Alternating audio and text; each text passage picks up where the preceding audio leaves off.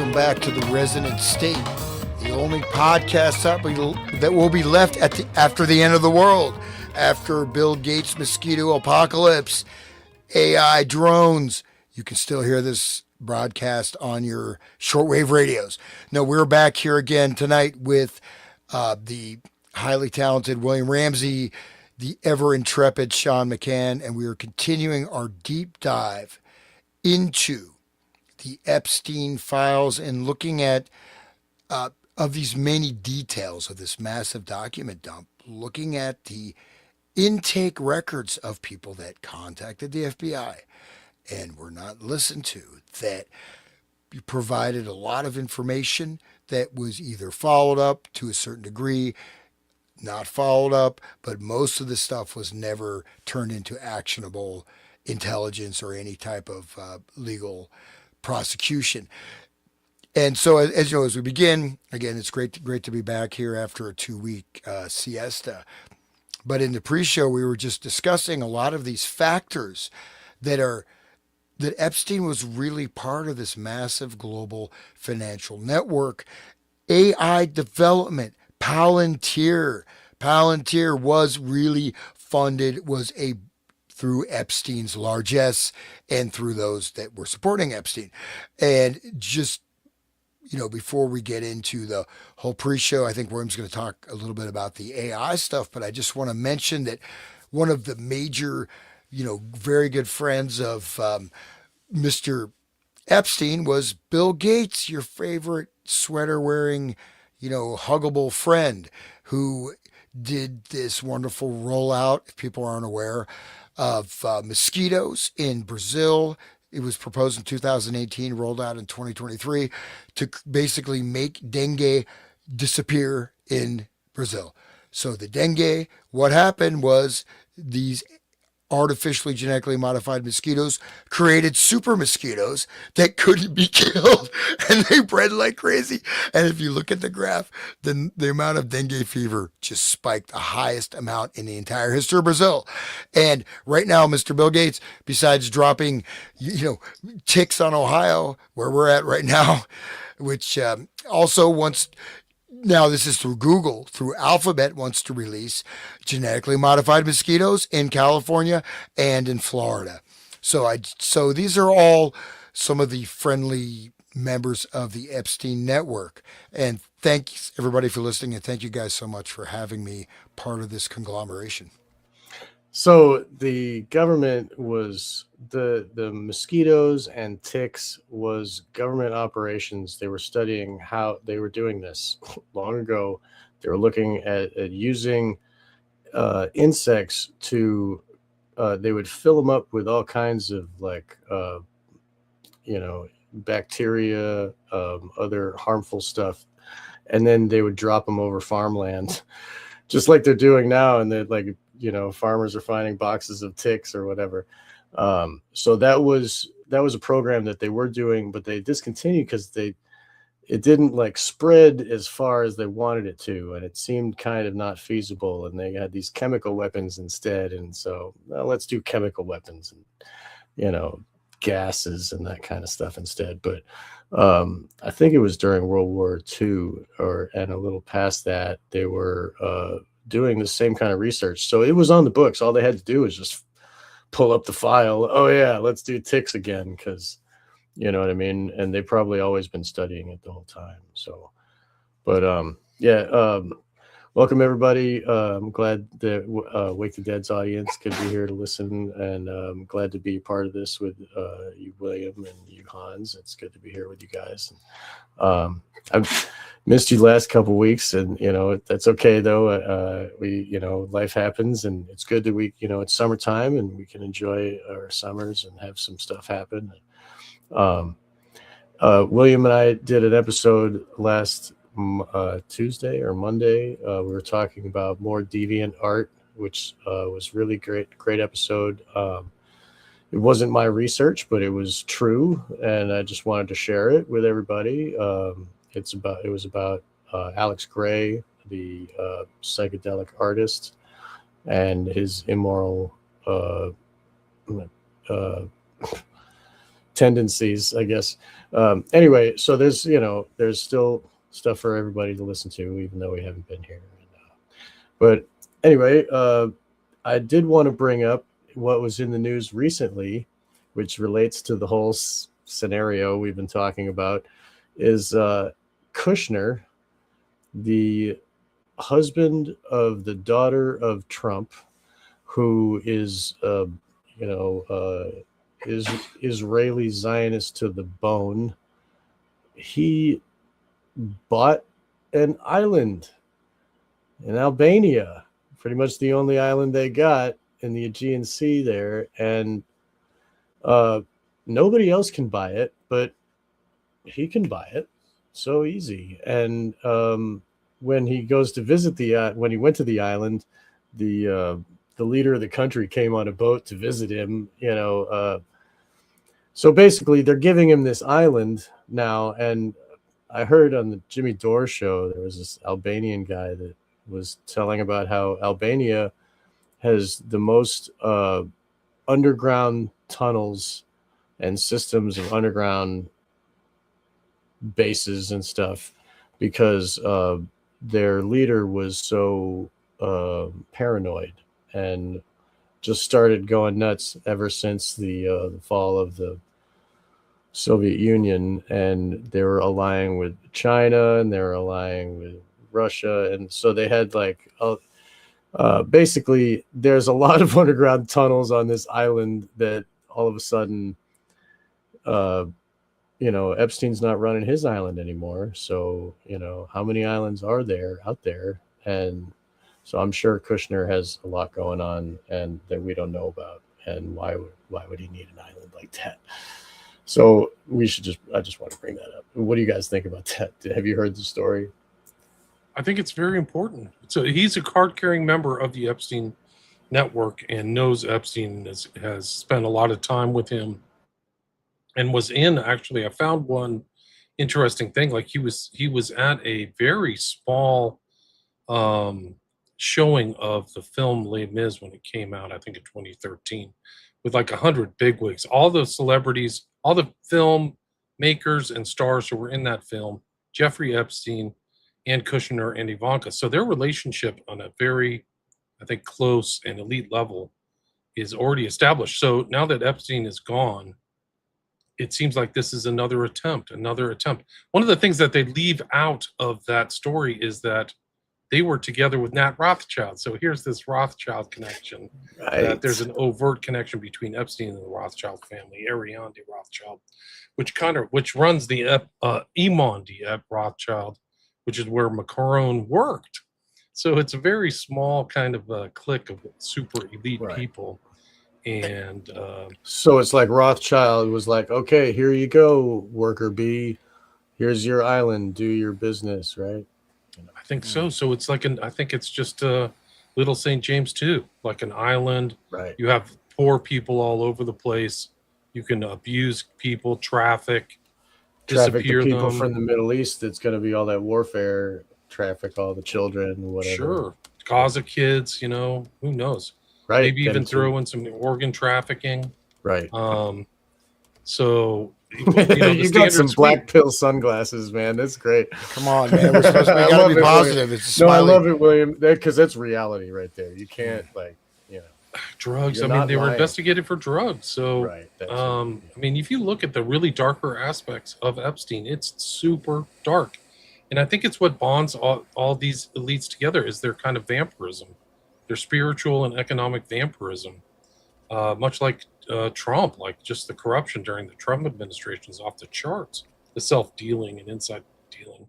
So those people who are like talking, even as the media presents it as like, oh, this island was, used. I don't think they're angry about the island. They just don't want their kids to be raped and trafficked and disappeared. Like, who knows? Like that's what these people's hobbies are.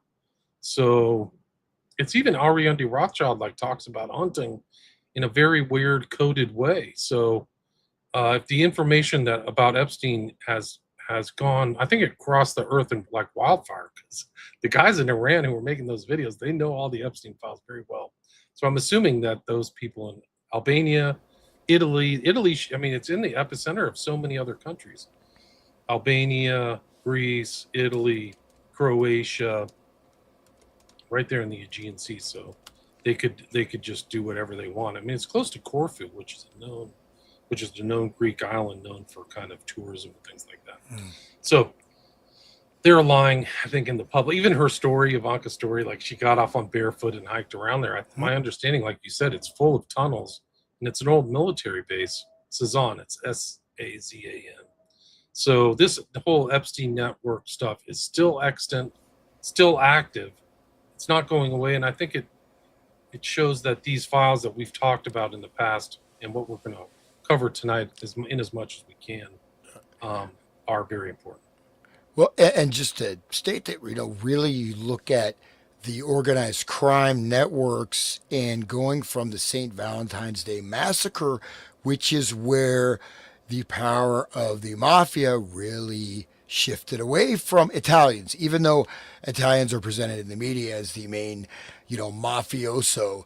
In fact, Bugsy Siegel, Mary Lansky, Dutch Schultz, etc., Bronfman family, all this money. Bronfman goes into Kushner's father, who's doing all the financial crime stuff. And all this ties into going back to what?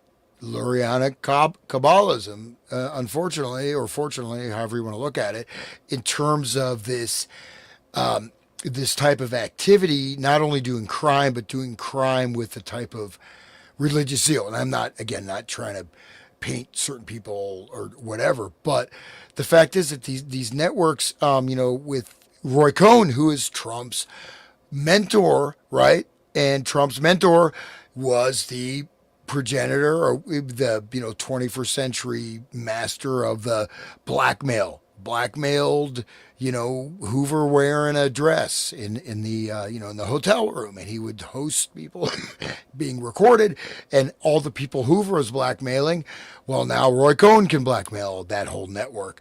And so all these things are interconnected. Nexium, right? You guys remember the Nexium cult with the tattoos and all that stuff? That's part of the same. This is part of the same network, as we know. My dear neighbor, Les Wexner. Hopefully he doesn't send his lingerie-clad assassins after me.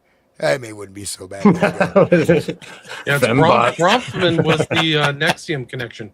There were two Bronfman heirs in that group. Yeah. Right, and that's based on hypnosis and mind control. Right, the other series that we were talking. Nexium is not a joke, right? But they're all interconnected, right? They're interwoven, because if you look at the epicenter of this, you have Bronfman, Wexner, Mega Group, and you have other power players. But we are looking at sort of this is fundamentally the criminal nature, I think, of this enterprise was revealed, right? Where they're just stealing artwork from people, right? You have so many millions of dollars, and you're just some starving artist, you're gonna steal their art, put a fake signature on it, and sell it. Why? You're already worth billions of dollars. Why do you need another extra 200,000, 200 million, whatever, right? There is no actual reason, except for it's just that it's this criminality, which the criminality is it's the code, right? It's the might makes right, but it's also this continuous inversionary expressions, and I don't want to go too far afield with this, but the whole Bill Gates and this healing mosquitoes and these weaponized insects, yes, they did it before, but they did not have this advanced genetic engineering, Right. So, but just real briefly to go over this, because again, these are all our favorite people, and these are people on Epstein's Island. This is what they're doing for us. So Google's project to release genetically modified Wallabachia mosquitoes in Florida and California was announced on June 1st, 2026. It is an initiative of Google's parent company, Alphabet, through its life science division, Verily.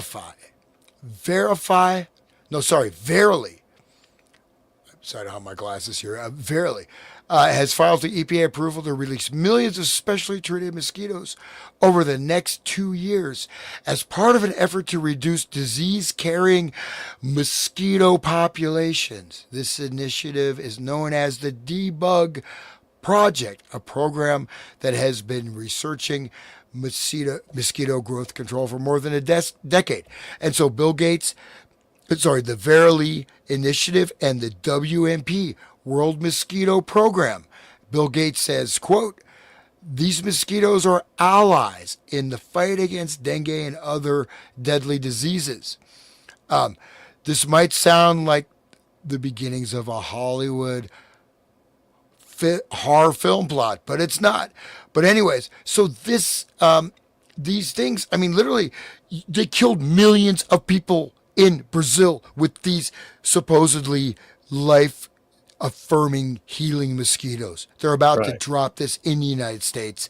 And these, again, this is the initiative, it's health. Oh, we believe this is what's going to happen. He said there's very little chance this will cause any harm. Oh, and I can share the image of the graph. I mean, we're talking about millions dead from the disease they were supposed to wipe out. So, Just like 1984, where the words are opposite, like war is peace, ignorance is strength, like the inversion you're talking about, like, oh, we're going to we want to reduce disease carrying mosquitoes by releasing disease carrying mosquitoes. It's like, what?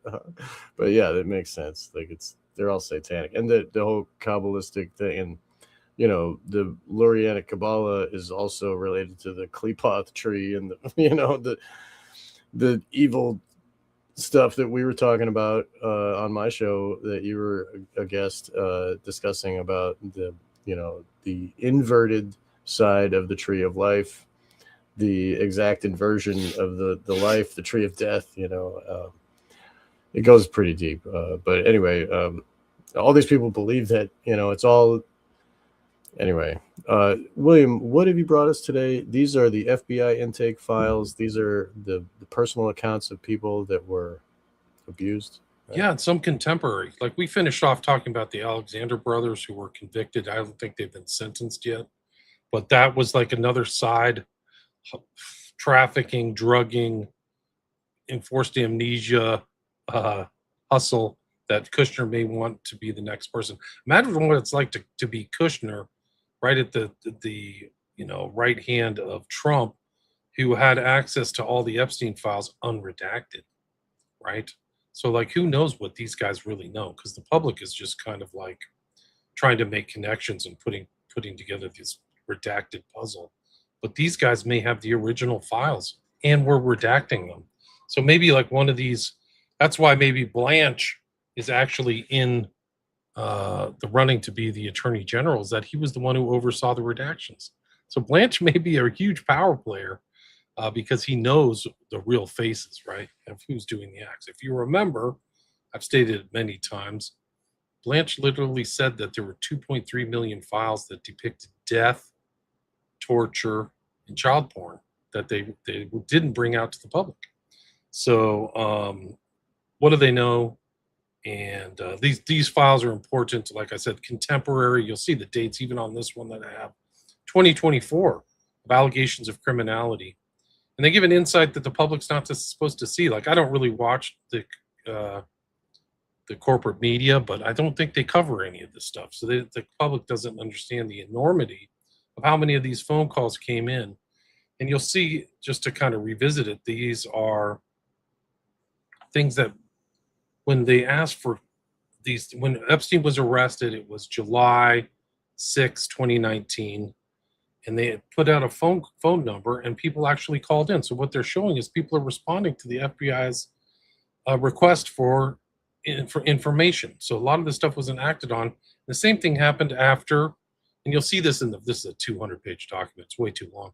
But you'll see that after Ghislaine Maxwell was arrested, I think in 2020, the same thing happened. People started giving stories about Ghislaine Maxwell as well. So I think that if just reading through these are instructive, and it just shows the enormity of the amount of crimes, alleged crimes, and the enormity of the cover-up.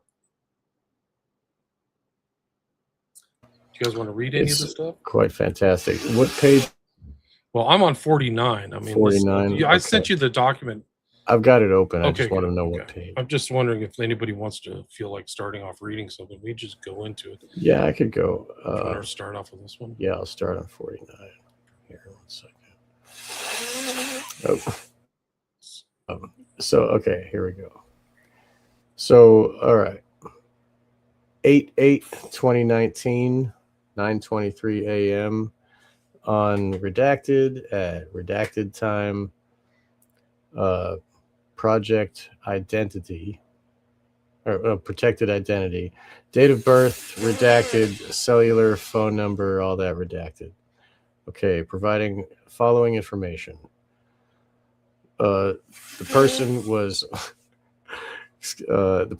was modeling in 2015 at the age of blank. Here, 1 second. I don't know what your son's doing. I'll take it. Yeah, I'm sorry. I thought you were best. It's all good. We got He's live blowing- action stuff. Sorry, I thought you. He's blowing his nose. I don't no, have time to tell him not to. That's Here, okay. 1 second. It's okay. It's okay. Could you give me just a couple minutes? Okay. All right. So I'll start over again. All right. So blank was modeling in 2015 at the age of blank when she met Epstein. She attended parties at Epstein's residence in New York. During one of the parties, Epstein asked her to take a tour of blank. Once redacted, Epstein asked her to take off her panties. When she didn't comply, he said, "It's fine. I'll pay you $500. She complied. She thought she was a very important person. In 2016, Epstein slid his fingers up her dress and fingered her. At one of the parties, two twin brothers, Alan and Orrin, who were involved in real estate, lured blank and her friend upstairs and locked the door. Quotes, knocked the door back open, and the two ran back downstairs. Blank stated Orrin raped, redacted name, and Orrin's brother, Tal, raped a 14-year-old girl named blank, who tried to slit her wrist after the incident. Right, so that's the Orrin Alexander. I'm looking for slide 49, the one that's showing. Yeah, it's the one that we're showing. I'm the threat examiner. I was See on that? 49. I thought. Okay, well, your 49 must be different than mine because this is my yeah, 49 on the document, the NTOC intake document for May 17th. I do. Okay, I have it now. Okay. I'll just start. I'm sorry. I'm recollect. sorry. This one is important for me because it shows the date, October 2024.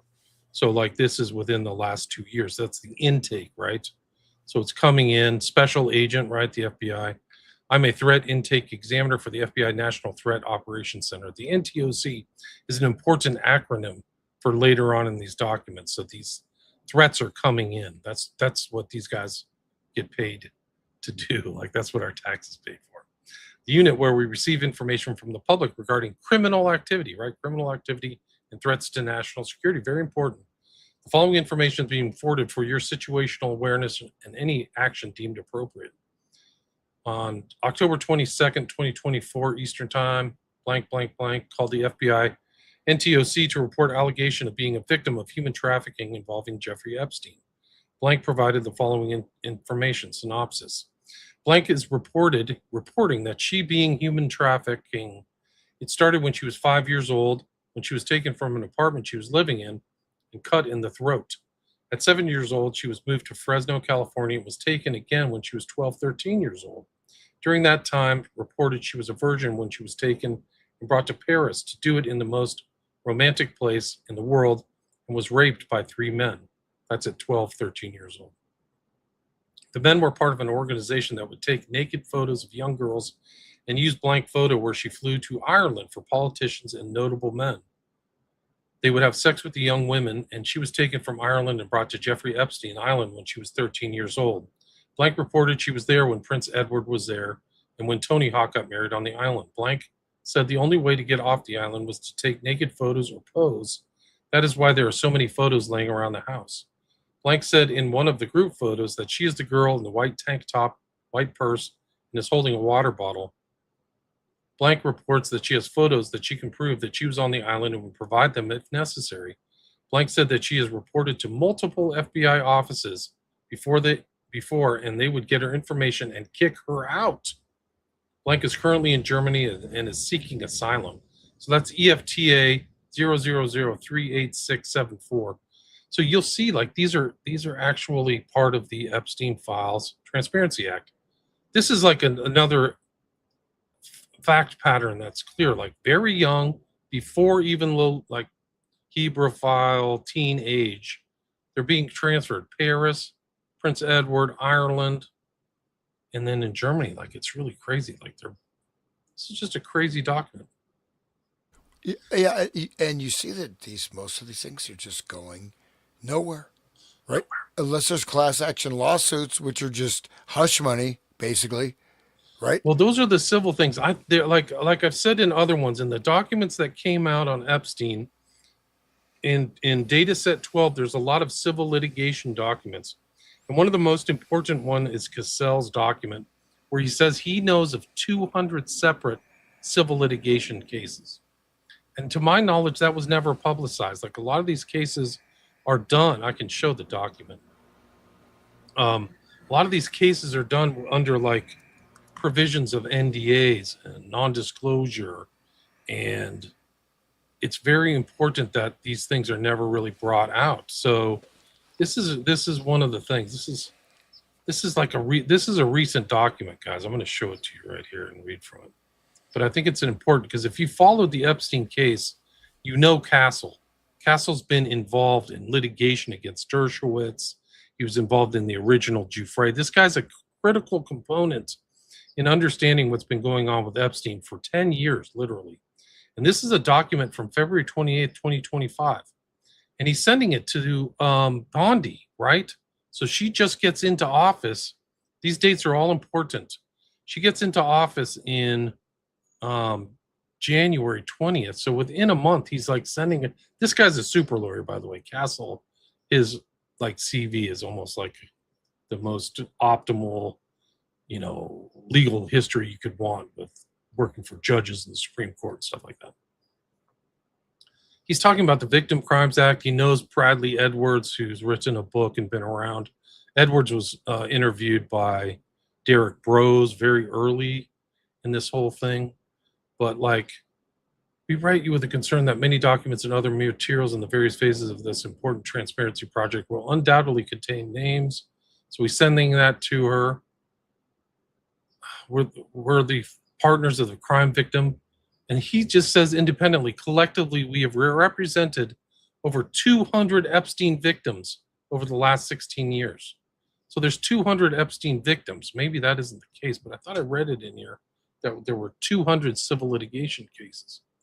But these are all incredible. Like, this is going to these U.S. acting attorneys for the District of Columbia and Florida. And I'm assuming, and these are all EFTA'd, right? So they always have the Bates number down here.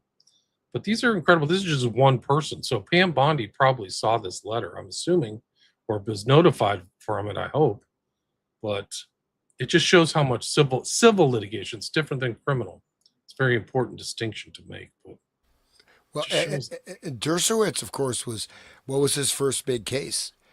Legalizing pornography deep behind the green door. Was it behind the green door or deep throat? That, like, he's the one that ran the liberal free speech case, right? To free speech. And then, of course, he switched sides. And I'll never forget his interview during COVID where he said, "You have no right to your own body. We will come in and we're going to inject you whether you want it or not, because you are doing harm to others if you're not injected," right? So this is but Dershowitz, I mean, again, these are vectors of power. These are systems. These are, systems of governance, mechanisms that obviously function to certain degrees, right? Otherwise, we would not have a functioning society, right? We'd be in Mogadishu, right? There'd be warlords, Mad Max, whatever. But these are the functioning, levels of the legal infrastructure, the architecture of the technological, educational infrastructure, and these are creeping forces or influences, and you see how things are silenced. So again, the protective mechanisms. I'm sure there's many good people in the FBI, but again, where does it go? Where does it end up? Even in legal cases, right? How many times you go to the lawyer that's doing it? I've I've heard the story many people. I've experienced it myself where you get your attorney you're gonna fight the battle, you're gonna do this, and they end up throwing the case for you and you have to pay. And how do you know it wasn't a setup? I was attacked by a pit bull that jumped at my throat, right? I mean, luckily, it was crazy, right? The case was thrown, right? I've gone through this many times. So It happens. It definitely happens. As a lawyer, I can tell you. It's interesting when you're saying that. It brings up this email from Sigrid McCauley, who was Virginia Giuffre's lawyer. And she got this from somebody. It's redacted. This is the EFT numbers there. But it says, you should know that just before Peter got in touch with you guys, I contacted the FBI in the U.S. I think I read this to you guys in the past. But after I informed the U.S. FBI, Reed Jeffrey, I was told that to go to the FBI unit in the U.S. Embassy and take all my evidence along with me. I told him everything and was supposed to go the day after I spoke with you guys, but was told not to because they would take all my evidence and I'd never see it again. Right. Yeah, I think that was last couple weeks ago we did that one, yeah. Just kind of revisit some of these things. And also remember Dershowitz advocated for snuff porn is legal as long as it was done in another country. So he's that kind of a moral man. He's that level. Right. Didn't he also represented the guy who supposedly killed his wife, right? The what was his name? What was his name? I do not know. Allegedly killed his wife. That was the criminal case. Oh, okay. There was a movie was made about it. Somebody in the chat knows. Let's see. But yeah, he got a massage, but he didn't take off his underwear. Right.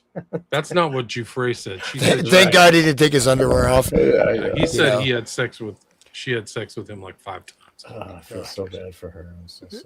But no, it's, he morphed into this conservative voice, right? I'm a conservative, natural rights, natural law, citizenship rights. Oh, as a citizen, you are harming other people if you're not vaccinated. Well, and he literally said, we'll break down your door and force vaccinate you. I'll never forget that. And that got my goat. So to speak. Yeah, get your bloomers in a twist, right? But that's based on a law that was not. There was some guy that refused the smallpox vaccine in Massachusetts, and if he didn't take the vaccine, then he had to pay money.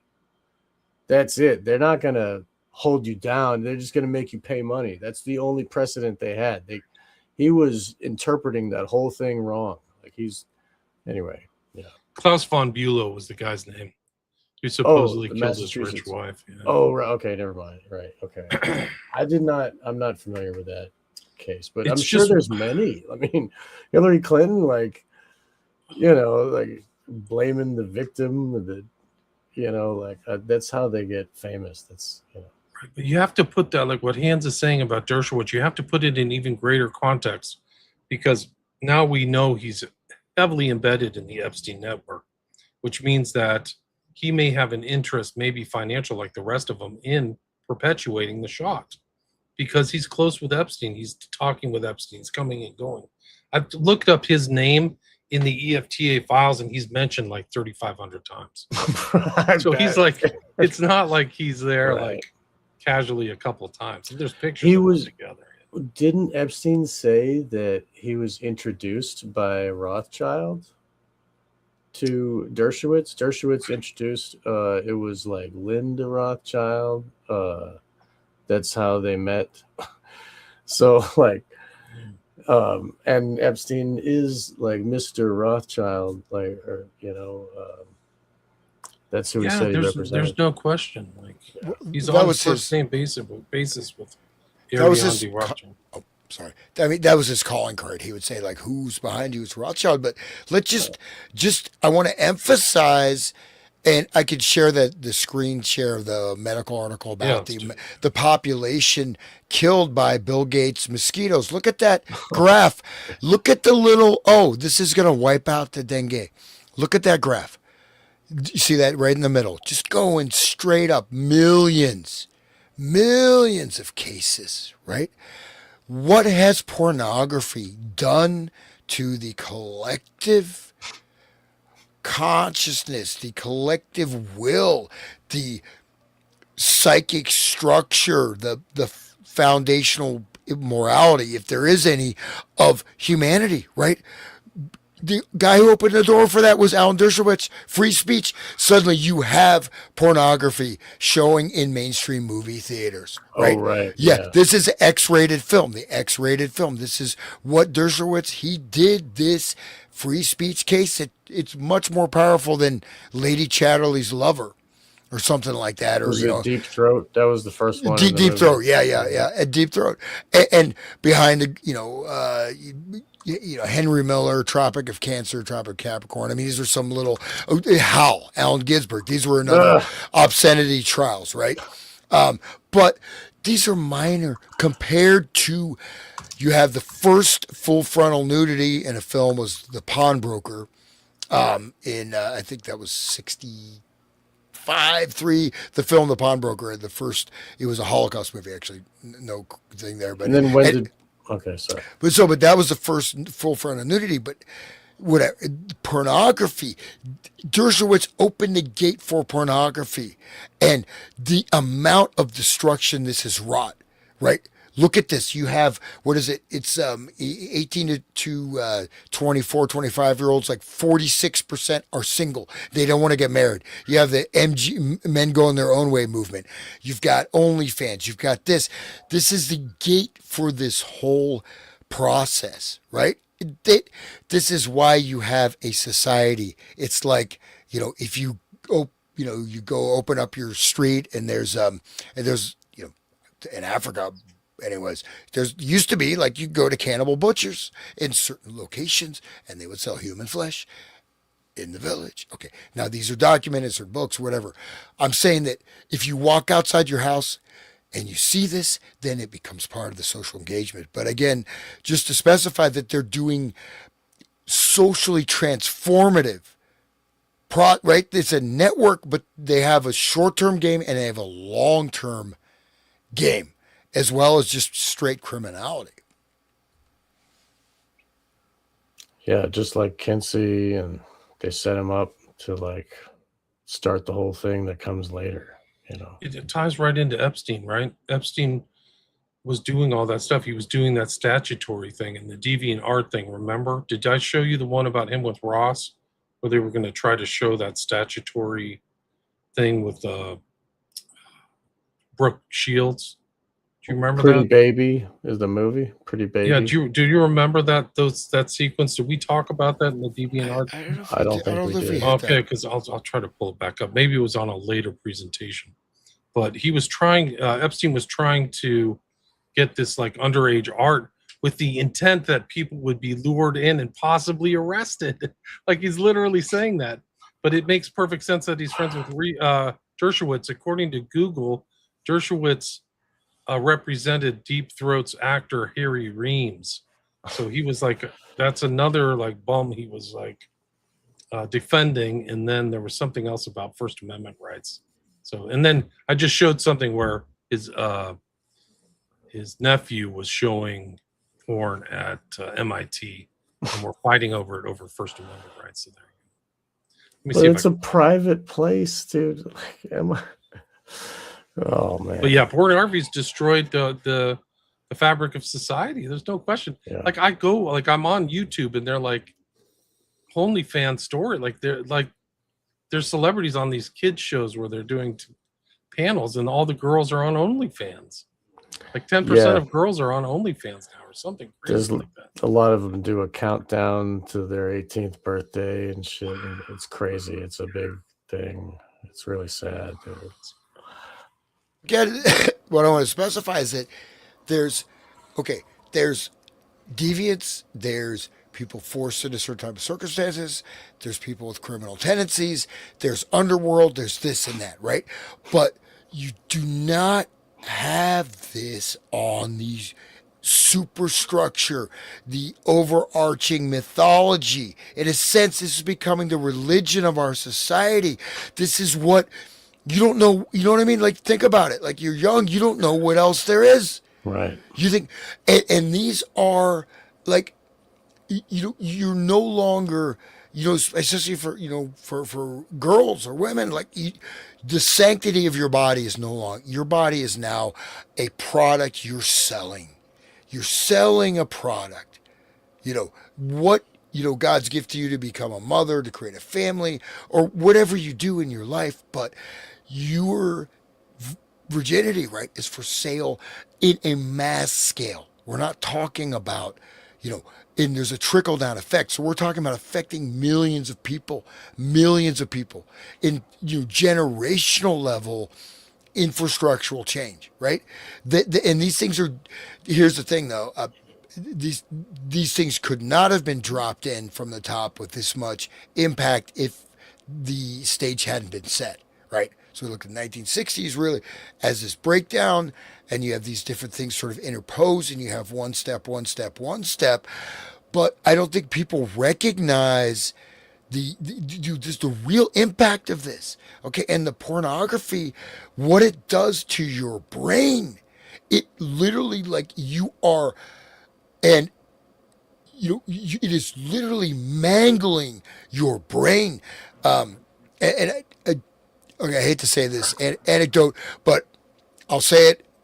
No names are there, but some acquaintance of mine who had, an acquaintance who was a very prominent person in certain industries, got so addicted to pornography, would be at home, they'd have dinner guests, and so he would go in front of the widescreen TV and do his thing, even when people are in the house. That is completely reduced to a protoplasmic level of existence, right?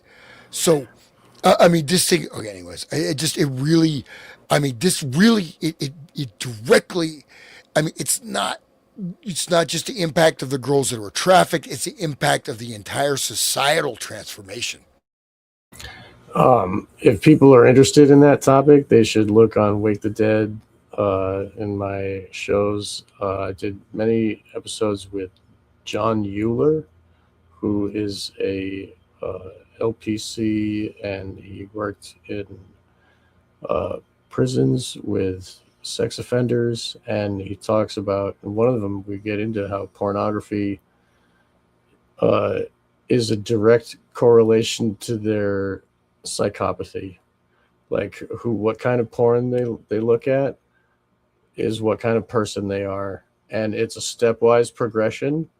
On the porn, you start with like barely legal, and then you go into the whatever, and then by the end it's like snuffing kids, SRA, like, satanic ritual abuse and stuff on camera, and that's where it goes. And because he also says that psychopathy isn't like, you gotta like continuously wear it away, like choose not to do the right thing again and again and again until it becomes normal. And same thing with pornography, like keep going deeper down into the, trying to chase the whatever, chase the dragon of masturbation or whatever. But that it's related to the brain, and it is the powers that be use that to erode our brains so that we more easily choose the give into the urge and not have a will or a constitution, to be weak and broken, basically. And blackmailable, like all those Right. things. That's why there's so much child porn on Facebook. It's because they're blackmailing people. Gross. They Dude. know exactly. Facebook, Yeah. really? Facebook is full of child porn, man. It's like a child. They don't even police it. It's not even policed by the government, is my understanding. There was a hearing in Congress last year about it, and like Zuckerberg, like, oh, I got caught. I'm sorry, guys, I got busted. But maybe this wasn't in the deviant art thing, but there was an interesting interplay between this guy John Ross, who was literally the head of like one of these. He was like an MFA or like a mass. He was the head of one of these American art places, but one of these. You guys remember this? I didn't go over Brooke Shields with you. Well, I know about Brooke Shields and the pretty baby. She was like 12, right? Wasn't right. she? Yeah. But I think this is a good. You should. I don't think we covered this, so it'd be cool. Okay, if you just go through it. Yeah. But if I could go through it, this is a series of things between this guy Ross. I'm trying to remember what his title was, but he was a School of Visual Arts head, I think, former director of the San Francisco Museum of Modern Art.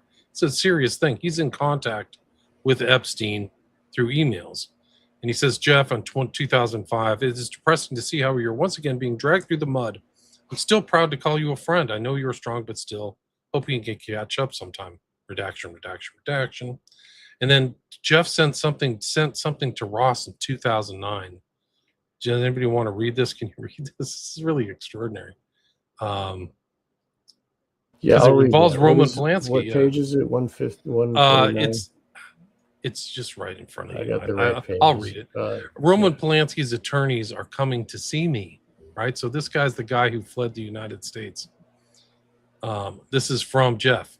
I might want to fund an exhibition entitled Statutory, Girls and Boys age 14 to 25, where they look nothing like their ages. Juvenile mugshots, Photoshop, makeup. Some people go to prison because they can't tell the true age. So Jeff is deliberately telling this head of the Museum of Modern Art, I want to fund an exhibition that confuses or blurs the line between what is legal and illegal, and I hope some people go to prison. Controversial, fun. Maybe it should be our webpage with hits tallied. Then Ross sends back, you are incredible. This would be a very creepy and powerful, freaky book. Do you know that total porno commercial kitty picture of blank that Richard Prince appropriated for an exhibit in the early 1980s? Are you traveling yet? This was sent on October 1st in 2009. Jeff sends something back within 4 minutes. So he tells him about this porno commercial. I do remember this. Yes. Porno commercial kitty picture of blank that Richard Prince appropriated. Jeff sends something right back within 4 minutes. Yes, they closed it off on the London show. Ross. And yes, this should be a web-based exhibition. Totally global and totally open as a 2.0 platform for the either ranting or granting of everyone. So look at this whole page. It really is extraordinary. And they blanked out in one spot. This shows what a haphazard job the redactions are, because they blank out Polanski's attorneys, but not in this one. So you can see it here. Well, you can do a little research and try to figure out what the total porno commercial kitty picture of blank is. And Richard Prince is the giveaway because he's the photographer. And there it is. It's this very controversial. This was one of the other, like the breakdown of like morality, like right. Sean's kind of a theme of you. This is one step in that breakdown, was these pictures of Brooke Shields. That's clearly like she's prepubescent in makeup. And this was it. It was Richard Prince, mentioned above. Sugar and Spice and All Things Not So Nice, Gary Gross, Richard Prince, and the story behind the Brooke Shields photograph. It started with Playboy, right? Yeah. And then it ended up being a movie. They made a movie because it... But this ended, I think, Ross's career, this whole interplay here. So what Jeff is saying is that he says Polanski's attorney. So why are Polanski's attorneys? That's another question. Like, what's going on with Polanski? But like, some people will go to prison because they can't tell. So that's what Jeff's like corrosive influence on the general culture. So they're thinking about an exhibit and they're like, no, screw that. Let's put it on the web. Right?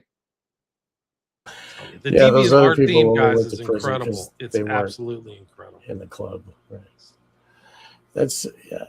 that's pretty fantastic. And that it really was like a devolving, and then it, she was later used in the Calvin Klein, wasn't she, when she was older too? And then they had the Calvin Klein, the young kids, and the whole thing with Wexner with the Abercrombie young kids and the all the tween Victoria's Secret, right? Victoria's Secret and the tween stuff for the younger girls, like Juicy and all that crap. Remember I sent you that, Sean? I think I texted you, but it was an ad campaign, this fashion ad campaign with like really screwed up. Do you remember that? It had all this, like not only pedo stuff, but like, bondage stuff. The kids. Was it the Baal? I forget what it was. One of those fashion. Balenciaga. Maybe. Yeah. That's it. And that's an example of that sort of nudging. And so like hits and ranks, right? And so this is the, you know, one of the wonderful things about being a human, living human organism, right? While we're actually alive here on Earth, we're not uploaded into the machine. So I just want to caution everybody saying, oh, everything seems unreal. The matrix is glitching. There is reality. There's objective reality around you. Now, the system is not real, right? But don't glitch out into solipsism. Don't become Omega Man and end up in the desert naked waiting for the UFOs to pick you up since you're the new AI human interface. There's a lot of psychosis. A lot of people are going to break. A lot of people cannot handle actual reality and cannot handle actual, real difficulty, right? I mean, well, or just things, you got to clear. But essentially, we have, going back to, we did this stuff with the FBI and take the hypnosis stuff. So remember that I think it was Erickson talking about even just like little touches, right? You can induce these type of mild hypnotic state with slight touches, right? So, the first Macy conference, cerebral inhibition. Inhibition doesn't mean closure, right? Being hypnotized doesn't mean that, you're gonna, whatever, you're gonna, jump off a bridge, or you're like a, scopolamine, whatever. You could be in a mild hypnotic trance or slightly governed or conditioned. So that's what these dopamines, these hits, they're looking at hits.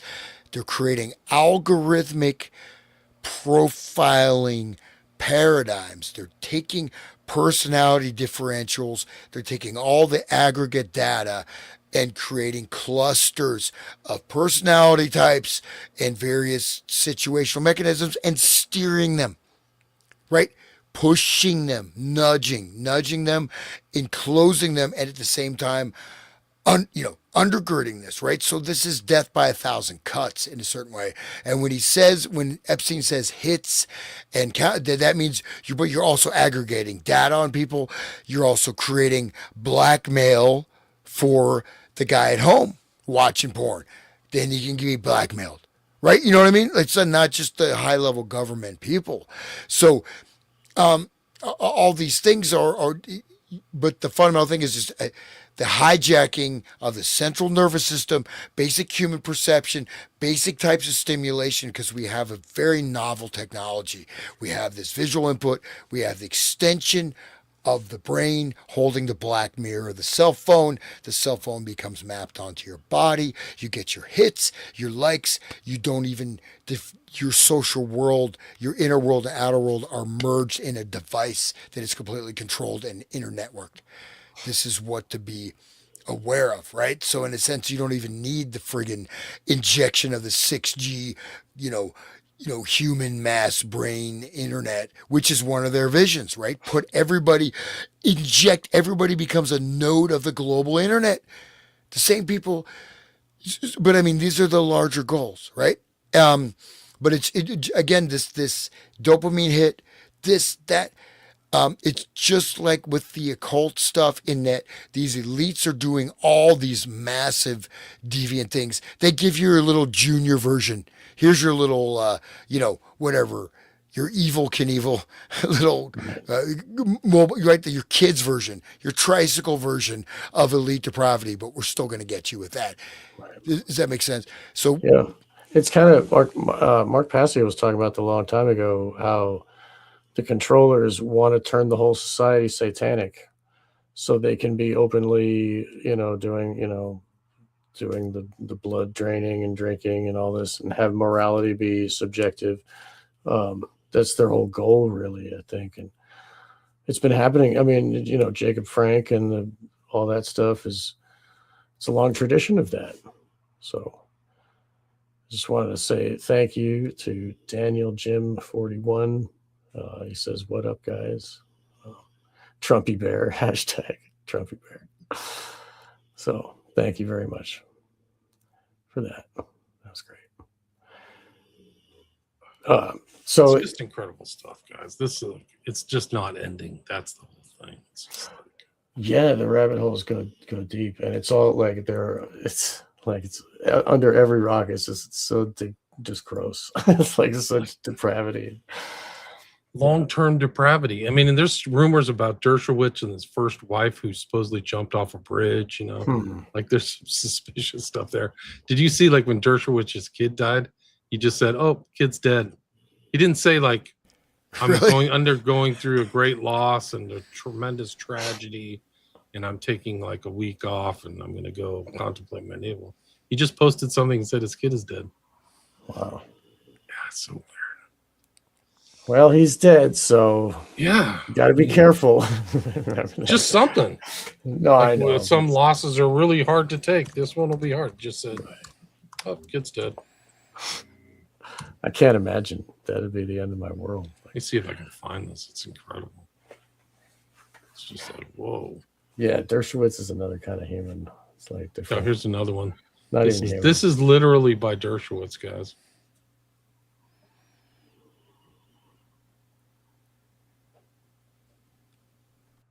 Oh wow! Thanks. Oh, I remember that. Yeah. Well, for the people listening, it says statutory rape is an outdated concept, written by Alan Dershowitz. Nice little op-ed. Apparently, he wrote the intro. We mentioned it at the very beginning, or early one from the hypnotism kind of shows. What is it? Fiction to Fact, the Manchurian Candidate. We mentioned this Eberly guys who were involved in McMartin, who had like a lot of really sketchy kind of pedo connections. And apparently, I have to double check this, but Dershowitz wrote the intro to their book. I don't know if you remember that name, but I clearly remember it. It's mentioned by McGowan in Program to Kill. But according to this thing, this is like, I don't know. I'm reposting this with kind of reservation because usually I have to double check these things, but this was posted by Shannon. A new intro, the abuse of it. This is like a cover-up book for M. McMartin. That's so crazy. They all went over to McMartin, man. McMartin they covered McMartin and did weird stuff around McMartin. And that's the main one. You see these, movies keep popping up like, oh, this kid was, did this false accusation based on the McMartin school trials. And there's so many of these films. There's one I saw that like it wasn't even purported to be that way. And they go through this whole progression where you think they're really going to uncover and blow the whole thing open, and it turns out that the girl behind it is a complete psychopath and has invented everything and destroyed the lives of multiple people. And there's no satanic abuse. It's a complete fraud. It's a fiction. It's delusional. And then you get the mind controlled psychologist, or not mind controlled psychologists, but the psychiatrists are playing along. But the interesting thing about that movie, it opens up where the father is like walking to the police station, and he's like in a haze, and they show like the vision inside of his head. He's like, and he doesn't know he's in a dream, and I confess to doing all these crimes, and it turns out the daughter has been running this whole network of mind control. There is no satanic panic. There's no abuse. It's just the victim is hypnotizing people. Now, on the other hand, do people have people abuse this? For sure. Have people turned, used allegations of abuse or harassment against things, right? I mean, this has certainly also become, the other side of this. But I mean, Dershowitz has just got, and by the way, I did see a comment. No, Dershowitz did call. He said, as constitutional lawyer, you have no constitutional right not to get a vaccine. Like, so he made this argument. It was, I don't have the reference. I saw it at the time, but anyways, so these, it's covered up, but the way that it's subtly covered up, and then the way that they insert disinformation agents, right, that seem to have all the bells and whistles, abuse victim, this and that, and it turns out they're not, right? It's fake. So this is it's or or these people have another alter that is doing what their programmer told them to say. You know what I mean? Like, there are, like, we know, and we were talking about this in the Manchurian Candidate episodes, where there can be programs installed, and when they're needed, they say what they're supposed to say. So maybe they just tell them, they just, do whatever they did to Kanye, to bring the person to the hospital and give them the right amount of scopolamine and abuse to make them, shock back into order again, and do what they say. So we know there was a Disney bag under the Mick Martin, like in the ground, and it had a date, like, I mean, of when it was printed, this bag. So they filled those tunnels. There is evidence that the McMartin thing is true. It was not debunked ever. Like, just wanted to say it's not right. debunked. It's just publicly debunked. They just say it's debunked. That's one of their tricks. There it is. Confirmation. Introduction by Alan Dershowitz. I don't know if people can understand the enormity of this, but the Eberleys are freaking creeps. They wrote for like Pedica magazine, which is somewhere in Europe. That's like kid stuff. Like, it's like bad. Like, it's like NAMBLA. It's like Arthur C. Clarke's box full of NAMBLA stuff that you and I have gone over, Sean. Like, really bad. Well, I would like to. Yeah, we should talk about Ginsburg someday too. Oh, Ginsburg, man. I guess there was a new documentary about it, and I was like, lauding him or something, man. Wow. But so we just want to state, so we have to look at also the level of cultural valencing or impact. So, like William, that you just showed, I mean, this is a gold embossed book. This is a fine book. This is expensive, leather printing, gold embossed. This is not some crappy, like my, whatever half-ass paperback, or mimeographed, underground Revolutionary War newsletter. No, this is, I mean, fine dining literature, right? I mean, at least, it says leather, gold embossed things. So, so this is, this has a certain weight to it, right? It has a bibliographical weight. It has weight of everyone thinks about numbers or impact. There's certain things that have much higher impact because they go to a certain elite sector of society, right? And you know what I mean? And so, I'm sorry, I don't know about. Well, you're right. Look at this, Hans. Hardcover special, fine hardcover in finine, I don't know what that means, finine condition, half blue leather with blue cloth boards, gold stamping in spine and boards, page ends gilded gold, cloth book market. Luckily never read, but there it is, man. Introduction by Alan Dershowitz, kids. This is bad. I'm sure they sell snuff VHS tapes with a similar box that's gold leaf and, never mind. Yeah. That was a bad joke. Apparently the summary, I got to find the summary of it, but it's, it aligns with his skepticism towards certain high profile prosecutions. So the people who were prosecuting were witch hunters or whatever they call them, man. Weren't they part of that false memory syndrome? That couple? Yeah. Oh, well, they were.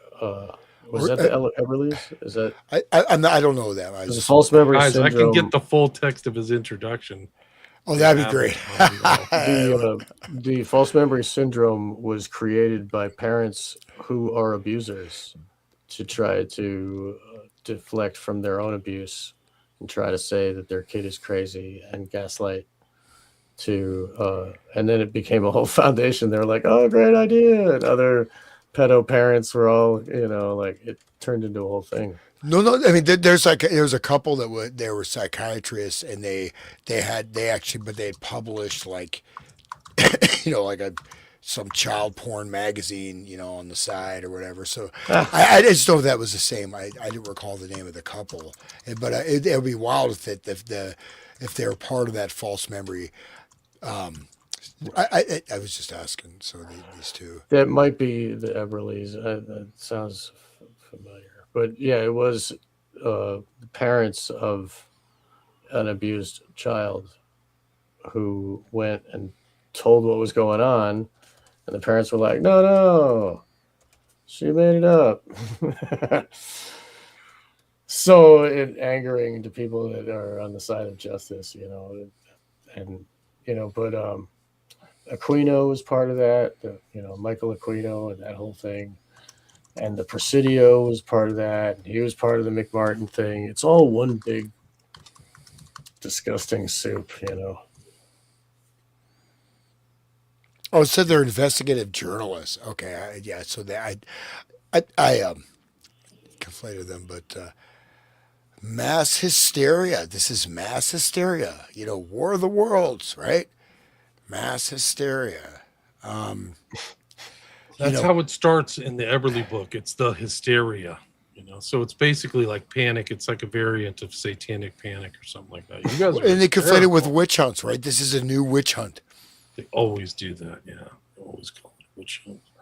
They got it, but they have to seed the moral relativism for that. Then it grows like a snowball, and it becomes a thing that they can. Hey, we should bring back the witch hunts, man. I said that in a show recently. I said, bring back the witch hunters. Bring back the witch hunters. Finder General. Malus Malefictorum. All right. Witch's hammer, the six hexen hammer, or whatever it is. What's the most famous word? They said the Maleficarum. Malus Malefictorum, I believe. Yeah, that was King John or whatever. He used to be the Ireland or the Scottish king, and James the first or second, right. He was the witch finder, right? He wrote Witch Finder General, yeah. Right, he wrote something like the something about witches. He wrote a book too. Right. Yeah, I mean, it's just incredible stuff, guys. They've left out so much out of our common history. It's just really incredible. They've been covering for Dershowitz forever. Crazy. So that's you could do a whole nother show on the Eberleys, but you'd have to do it with like a puke bucket or something like that. This one, I don't know. Do you guys want to continue on with this thing? This is an interesting one because this is from literally Epstein's brother. Sent something in 2023. Jeffrey Epstein was murdered in his jail cell. I have reason to believe he was killed because he was about to name names. I believe President Trump authorized his murder. Whoa. That's not me. FBI's like, put that one under the rug. Let's get that put that under the rug, guys. But that's incredible. Like they literally have his name. So yeah. Daniel, you got witch hunt narrative. Good. Yeah. Yep. I did a show with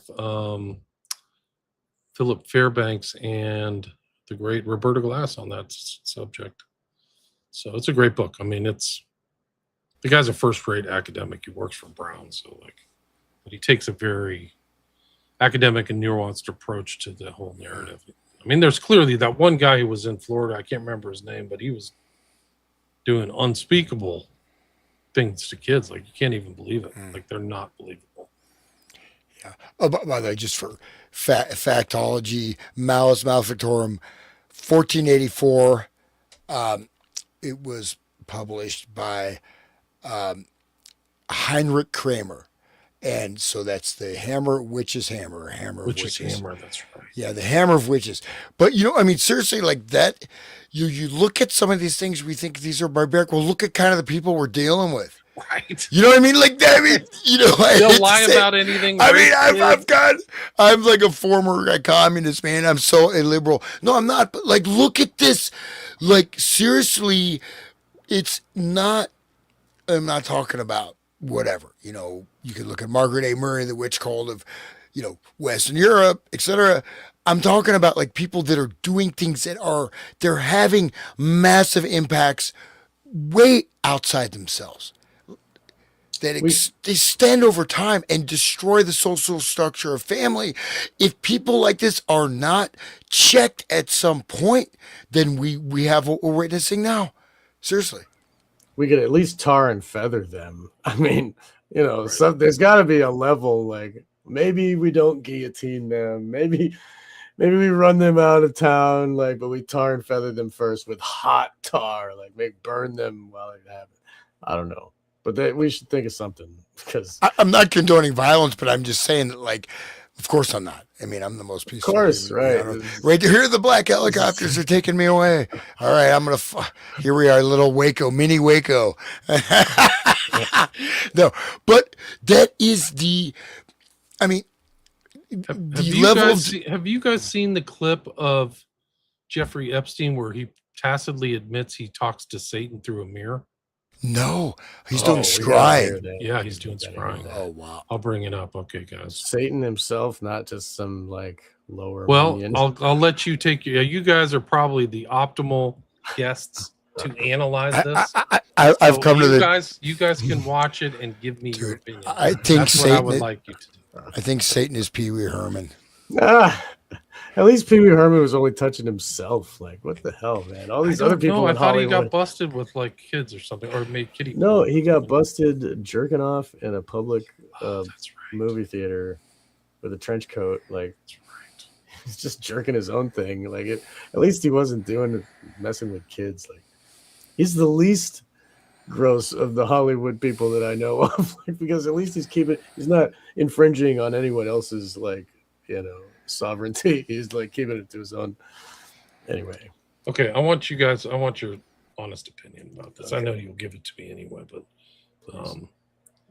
tell me what you think. Listen to it a couple times, like the audience too. I'm interested in what the chat thinks here too. This was something that I was doing with Stephen of Biblical Hitmen. We were analyzing the 2-hour discussion between Epstein and Bannon, which was very insightful on a wide variety of topics. So I recommend people go back and look at that, because Epstein reveals a lot about himself, his connection to Kissinger and David Rockefeller, like really like arch nemesis, like horrible people, like horrible elite people. But this is the very end. So in 2 hours, he's talking to Bannon, and this is what he says. And I want you to. I told him the devil. 100%. The devil himself. The devil himself said, "I'm going to exchange some dollars for your child's life." Do you think you're the devil himself? No, but I do have a good mirror. It's a serious question. Sorry. Do you think you're the devil himself? I don't know. Why would you say that? Because you have all the attributes. You're incredibly smart. You remember the devil is somebody knows. Smart? The devil's brilliant. You read Milton's Paradise Lost. No, the devil scares me. Satan is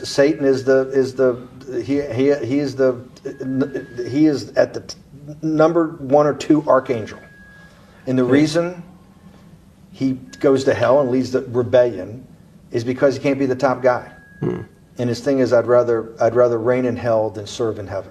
I saw that in a movie once called American Dharma. I don't remember who said it. Okay. He mentions America Dharma, which is interesting in and of itself. But watch, Bannon doesn't key into what Epstein says here. Epstein's doing a little slight of kind of like a inside joke, in my opinion. But listen to it again. I told him the devil, 100%. the devil himself. The devil himself said, "I'm going to exchange some dollars for your child's life." Do you think you're the devil himself? Wait, just watch. No, but I he's do doing have a good mudras, mirror. right? These are mudras, gestures. He's moving. So he's wearing all black. So this has, I mean, whatever. Okay, just It's saying. interesting you make that observation, Hans, because he's changed into all black during the 2 hours.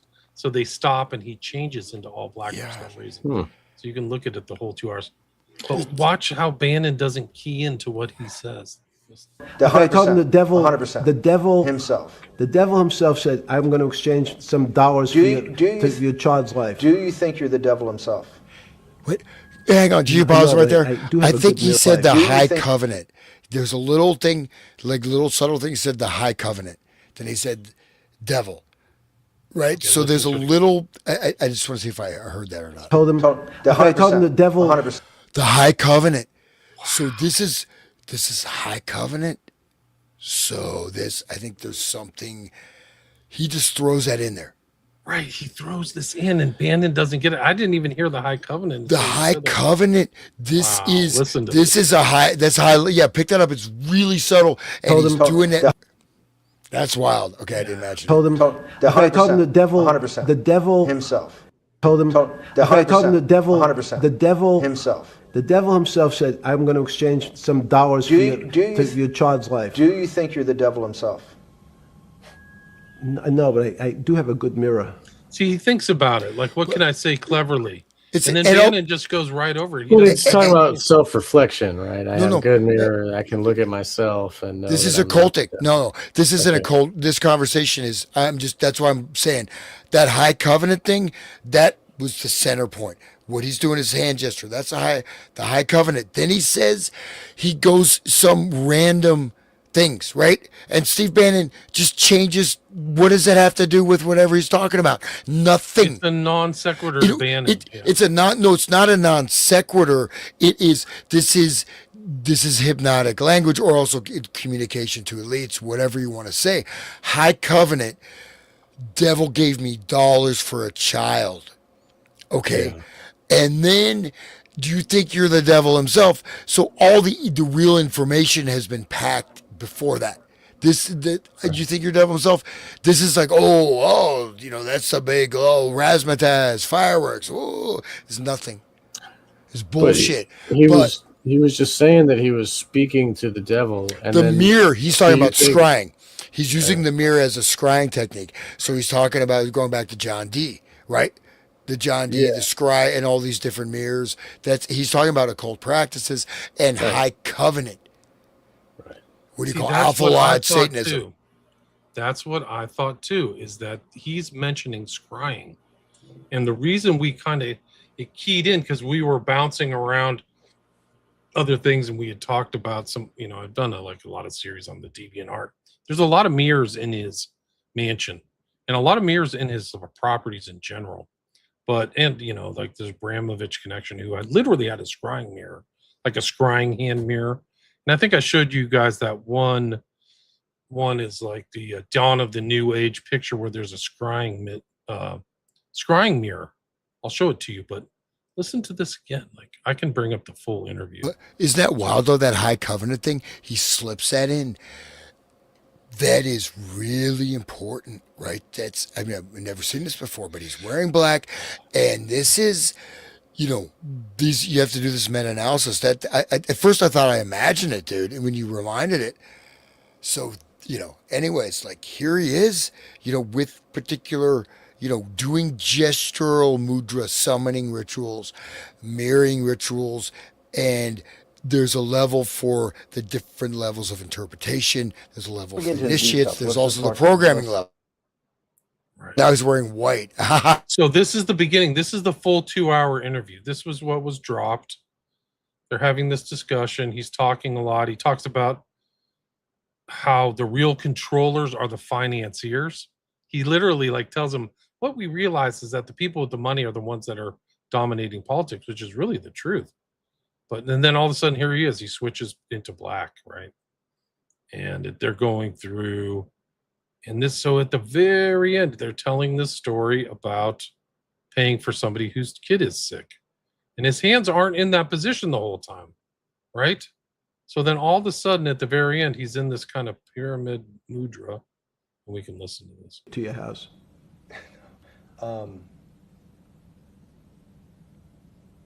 Vegetable juice. Let's go back. Look what vegetable juice does. When did that, the beginning of that, was there any one aha moment in all these great thinkers? Did it happen before 2008? Was it after?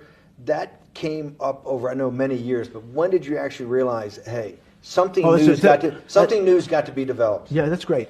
Is that because again, I'm privileged enough to have people around me who've given lots of philanthropic gifts to institutions of higher learning. And when I said... See, he's a philanthropist. That's what he's trying to convey. This is the whole purpose of him and Bannon, is Bannon's going to try to revitalize his image, right? That's the whole purpose of these interviews. The impact... This, by the way, is 2019. They speculated somewhere between March and May 2019. He was arrested in July. How do you judge the impact of your giving? And we sat down and said, no really new ideas have come out. And I realized that, of course, it hasn't come out because we've been looking at using science and mathematics, and it's the wrong tool. It's obvious.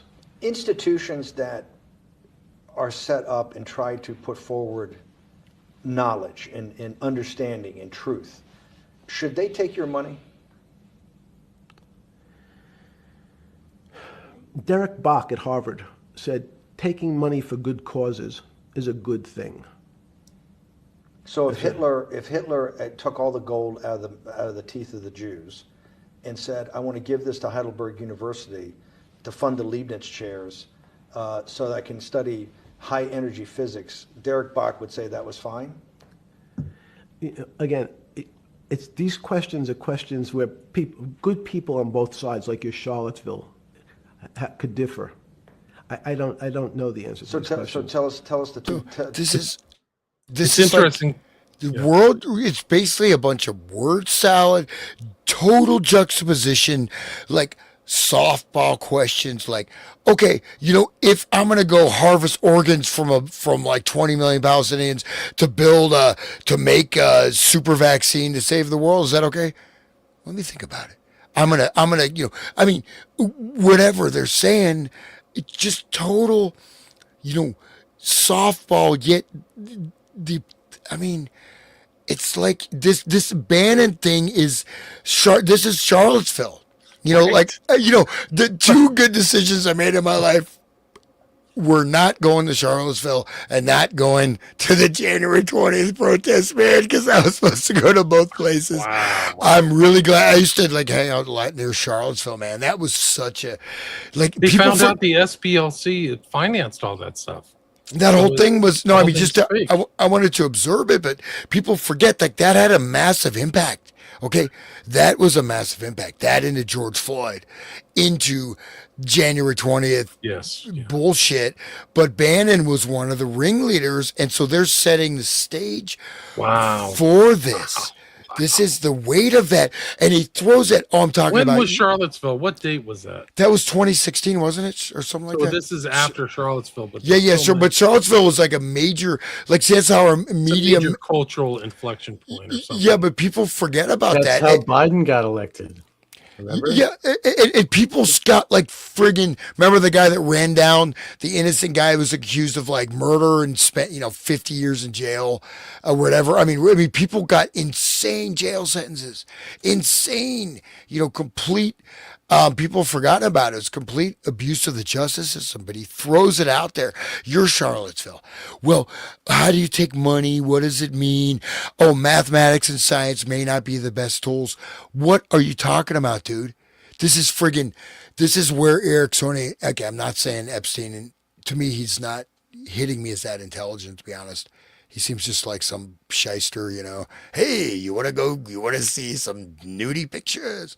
But basically, there's either it's a disjointed conversation or this is where I mentioned that right before him, right? The Ericksoni hypnosis comes in through these kind of meaningless, chaotic discussions. It seems like just whatever, it's word salad. And then there's embedded words. I'm not going to necessarily premise that Epstein is doing that, but notice, right, because that high covenant, he throws that in there. That's hidden.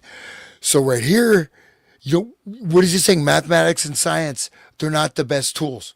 So what Charlottesville is what? Your Charlottesville is what? Charlottesville is a staged and planned cultural, with, people with like the September, what, no, sorry. January. When was that? January 20th. But though Charlottesville, you have to go back in time, because I was in that area at the time. It was a major event. And the jail sentences and the police crackdown and the abuse of justice in those trials and the setup stuff and all the shills that were there, right? And all the leaders, that came out of that, that created MAGA, really. They created the fire of MAGA and then the narrative of the broken presidency, which manifested in 2020. So this is narrative warfare, playbook discussion, potentially. I think you're right. This is like really incredible, but like you can just listen to all the lead up to this. Give us the two answers. The one answer why it shouldn't be, and then the one answer. Derek Box says, I'll essentially take cash from anybody because I got so many projects, so many good guys, and this is the way I'll do it. So I'm indifferent to where the cash comes from. Money's money. And if I got good guys, I'm the fiduciary that says these are good people and this is good research, okay? I'll take the cash from any source, including you. What's the other argument? Let me give you that. I know in my case, is your money dirty money? If you live, I just asked a question. Is your money dirty money? No, it's not. Stone cold lie. Just absolute stone cold lie. His money is so freaking dirty. Everything's dirty about this guy. Notice his gesture. He does occasionally normal. Notice he does that mudra thing. And he makes, you know what I mean? So he's doing the dirty money thing.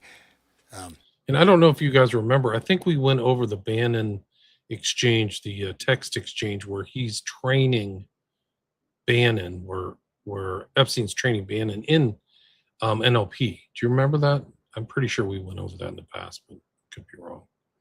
So, anyway. In fact... Why is it not dirty money? Because I earned it. But you earned it... I earned it legally. We went back to this before. You earned it. You earned it advising the worst people in the world, right? That do enormous bad things, and just to make more money.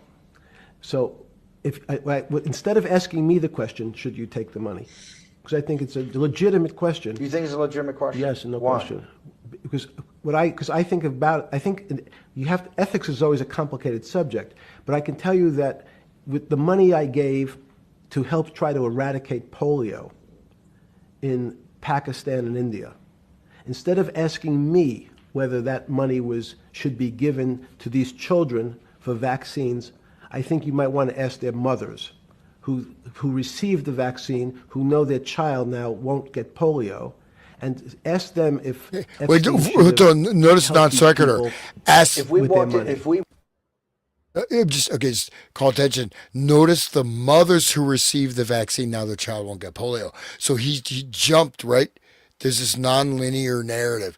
Either he's really stoned, really high, or there's some, I'm just calling attention to that. Continue. So. It is interesting that this is taking place right before COVID too. Like they're talking about vaccines. But that's like a what does that mean? The Pakistan, India, the mothers who got the vaccine are happy their child is not going to get polio. So the vaccines are for the child. So, you know what I mean? I'm saying these kind of weird logical leaps. I won't interrupt. They're trying to make him look good here. He's a philanthropist, remember? God, this guy's trafficked thousands of people. He's raped tons of kids too. Like it's off the charts. We don't really even know how bad it was. You're a mathematician. You're a mathematician. We walked into that clinic where they're giving that money out to these people that are in the most dire straits of poverty and sickness, and told them that the money was coming from class 3 sexual predator? Tier 1. Tier 1's the highest and worst? No, I'm the lowest. I'm the lowest. You're the lowest. Okay, Tier 1, you're the lowest. But a criminal. Yes. that the money came from them, what percentage of people do you estimate? I understand you don't like probabilities. Do you estimate would say, I don't care, I want the money for my children? I would say everyone said, I want the money for my children. Did they know where the money came from? I think if you See, told them, the I told them 100%. the devil Himself. The devil himself said, I'm going to exchange some dollars for your child's life. Do you think you're the devil himself? No, but I do have a good mirror. It's a serious question. Sorry. See, he doesn't get it. Bannon doesn't understand what he's saying. Do you think you're the devil himself? I don't know. Why would you say that? Because you have all the attributes. You're incredibly smart. You remember the devil is somebody the devil knows smart? The devil's brilliant. You read Milton's Paradise Lost. No, the devil scares me. Satan is at the number 1 or 2 archangel, and the reason he goes to hell and leads the rebellion is because he can't be the top guy. And his thing is, I'd rather reign in hell than serve in heaven. I saw that in a movie once called American Dharma. I don't remember who said it. Okay, we have to go. Okay, good. Okay, That was good. supposed to be. So like he's coming to the end here. So like, it's like I think he's when he says no, but I have a mirror. What's you guys' take on that? Have you seen a devil? No, I have a mirror. I mean, God, there's so I'm many. not the devil himself, but I have a mirror. Well, a mirror causes the victims to switch alters. Like it's used in the program, like in making the victims do what they do. We see that in Eyes Wide Shut. Like she switches identity in the mirror. Yeah, but I think that the I have a mirror thing is like he looks at himself, and that's what true Satanism is. Like they don't worship Satan, they worship themselves, and that mirror is like his whole world is the mirror. I think that's what he's getting at. What do you think, Lance? Interesting enough, I just picked up Paradise Lost yesterday off my bookshelf. Random read. I started. It's actually really amazing. It's a very, but there's lots and lots of interesting Greek mythology in there and all different stuff. It's a really. I recommend everybody. It's not even that hard. I mean, it's not super archaic. It's a great book to read. I'll just grab it. Because Paradise Lost, but they reference this. So there's literary references in there. The conversation itself, if we're doing an actual talk, right? We're trying to say something real. I'm going to swear. What the fuck are you talking about, Jeffrey? Is it take money from this person, that person? Oh, it's not mathematics, it's science, it's philanthropy, it's this. But doing the gesture, and then he says at a point he does a prayer and a point, right? So there's a meta level of communication, right? And so he clapped. Yeah. And so I'm starting another academic project.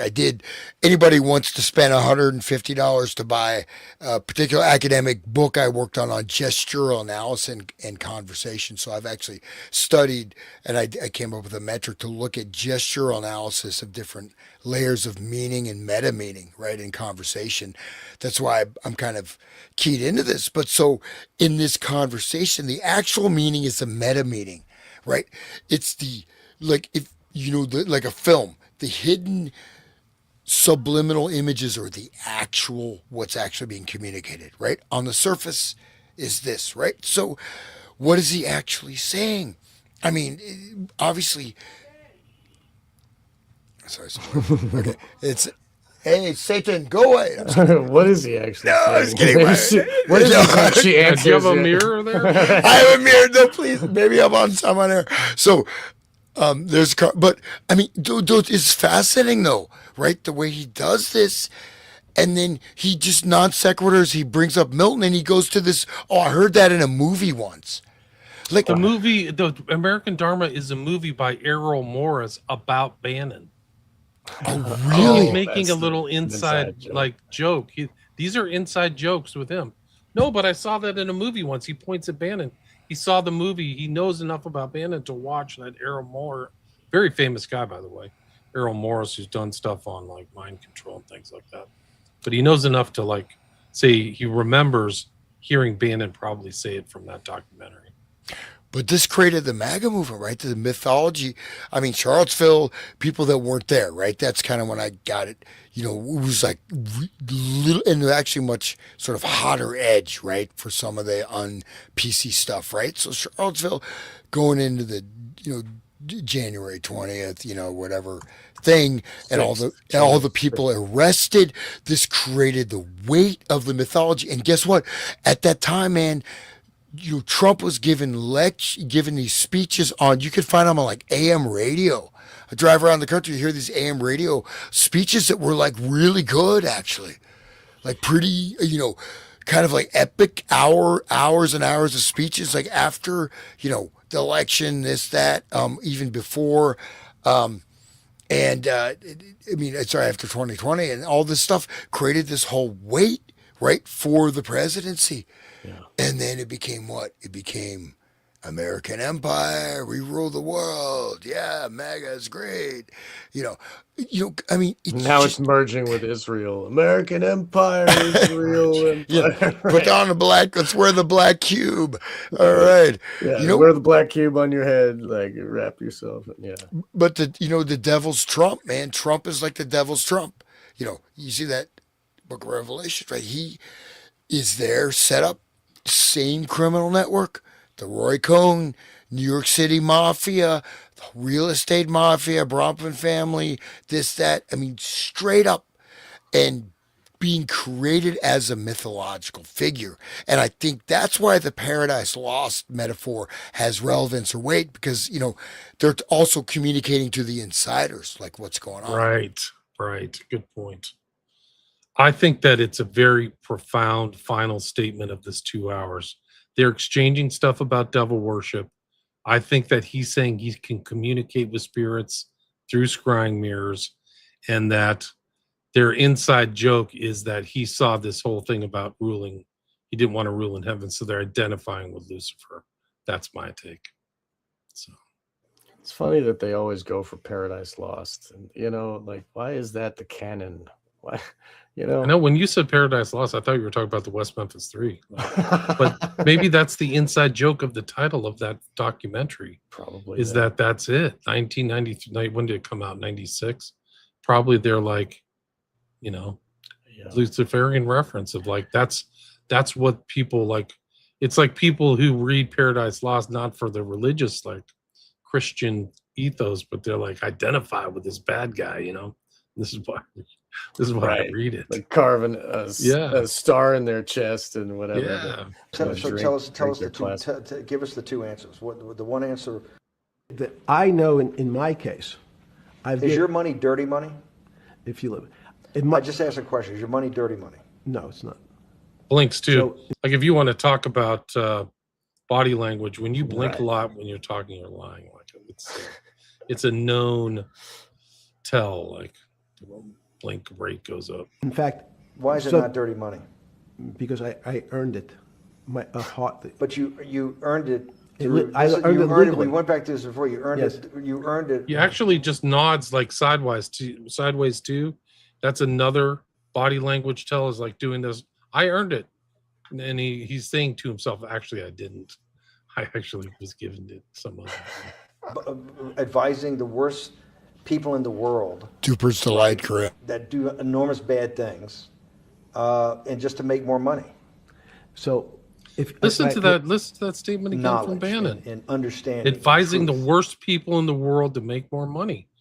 Those are like huge statements, because that's exactly what Epstein was doing. He was communicating with like the biggest freaking scoundrels on earth. And he admits it in this.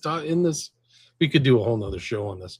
But like when he admits like he's hanging out with David Rockefeller, like these are huge. This is Rockefeller's behind like the Bush family, like the power behind the throne. Should they take your money? Derek Bach at Harvard said, taking money for good causes is a good thing. So if Hitler took all the gold out of the teeth of the Jews and said, I want to give this to Heidelberg University to fund the Leibniz chairs so that I can study high energy physics, Derek Bach would say that was fine. So what you might Again, this is Eric's. these So you want to look at hypnotic and also meta communication, right? So these are very random questions, right?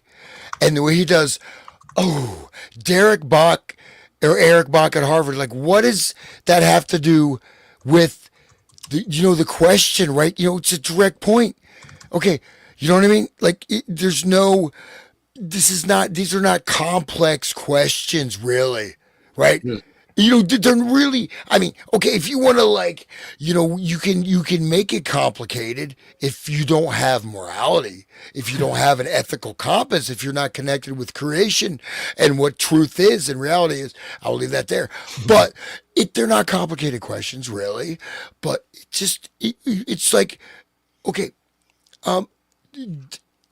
whatever. Who is Eric Bach at Harvard? Do you know who he is, William? Because I think that's an No, important but I'll look reference. it up. So that's what I'm saying. These meta.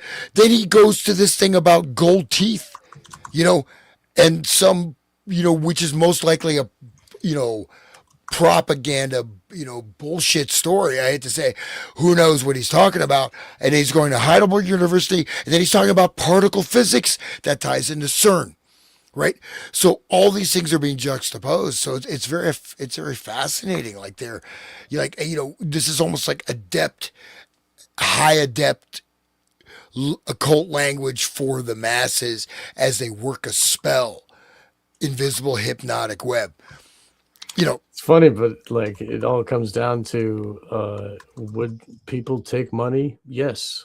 And he's like, is moral relativism is morals relative in these people? Yes. It doesn't matter where the money comes from, they would take it. And he's given all these other reasons why. Oh, that's fine. The worst people, yeah, they'll take money. Yeah, that. He just says that's straight up. That's like the law of nature.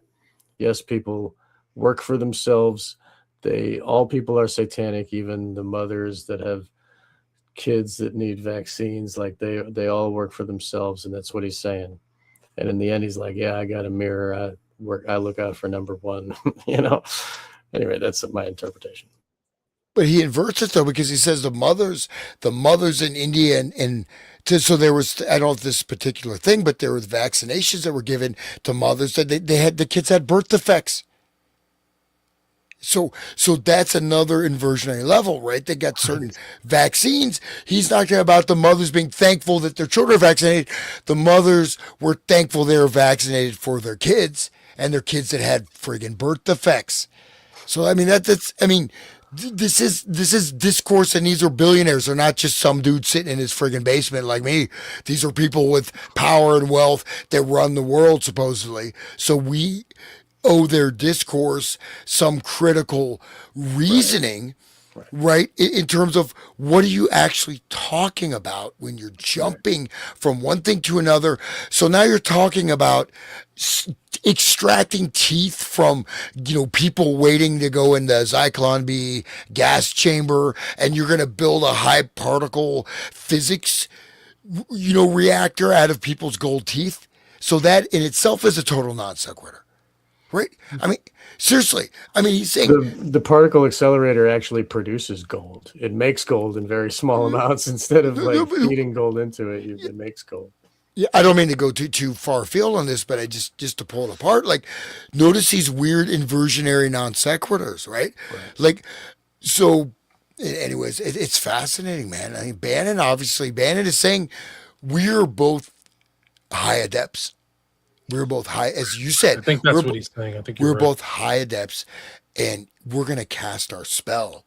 And we're alchemists. The whole mirror thing is alchemy too. It's all. And let's create the alchemy of MAGA.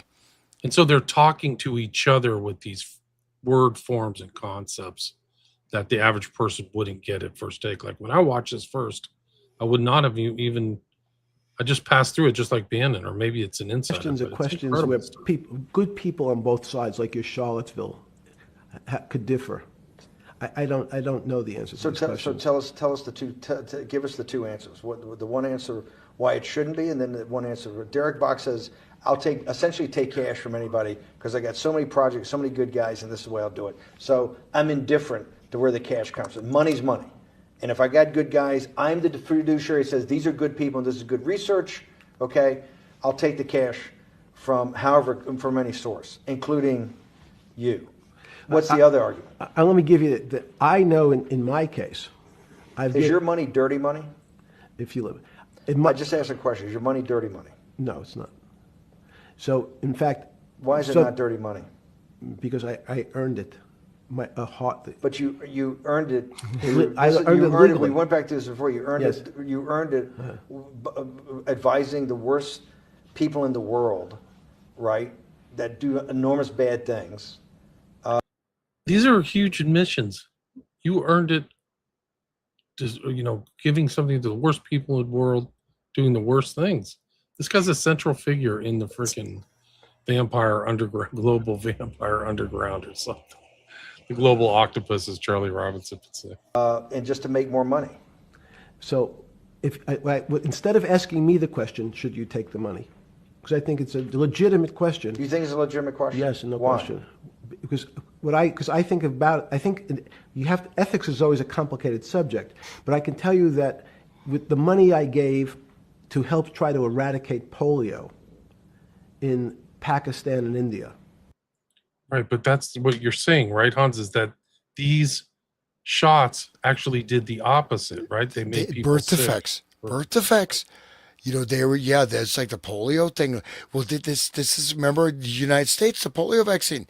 How, all the SV40, right? Yeah. So this is like, this is part of the evil. Like, oh yeah, see, I'm a good guy, but I'm actually poisoning the living crap out of people in Pakistan, right? The duality. Bill Gates. These guys are evil. They're all Bannon and Gates, and these guys are all part of the Epstein network. Man. Instead of asking me whether that money should be given to these children for vaccines, I think you might want to ask their mothers who received the vaccine, who know their child now won't get polio. Yeah, dude, the child has birth defects, so the child won't get a lot of things. I mean, this is pretty whack. These are guys with the inside information.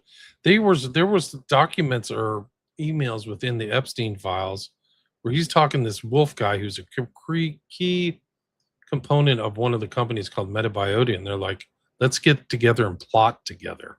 Like they're literally plotting before. This literally took place before COVID broke out. It's just extraordinary timing. Ask them if Epstein should have helped these people.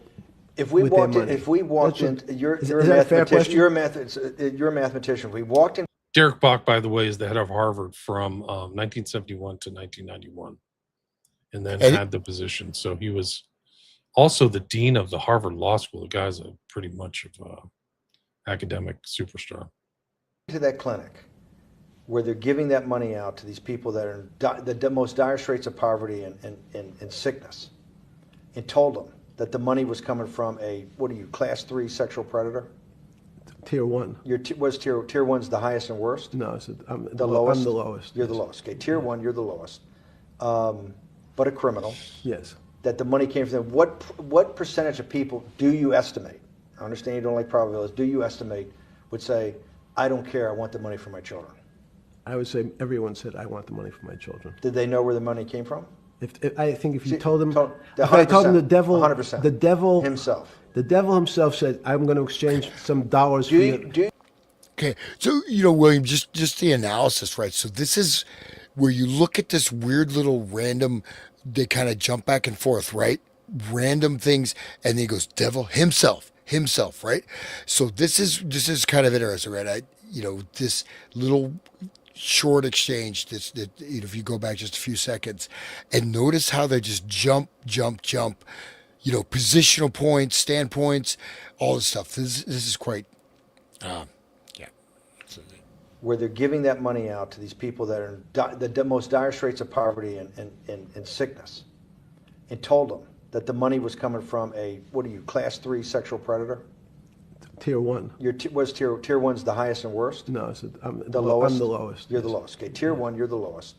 But a criminal. Yes. That the money came from them. What percentage of people do you estimate? I understand you don't like probabilities. Do you estimate would say, I don't care, I want the money for my children? I would say everyone said, I want the money for my children. Did they know where the money came from? I think if you See, told them, the if I told them 100%. the devil Himself. The devil himself said, I'm going to exchange some dollars for your child's life. Do you think you're the devil himself?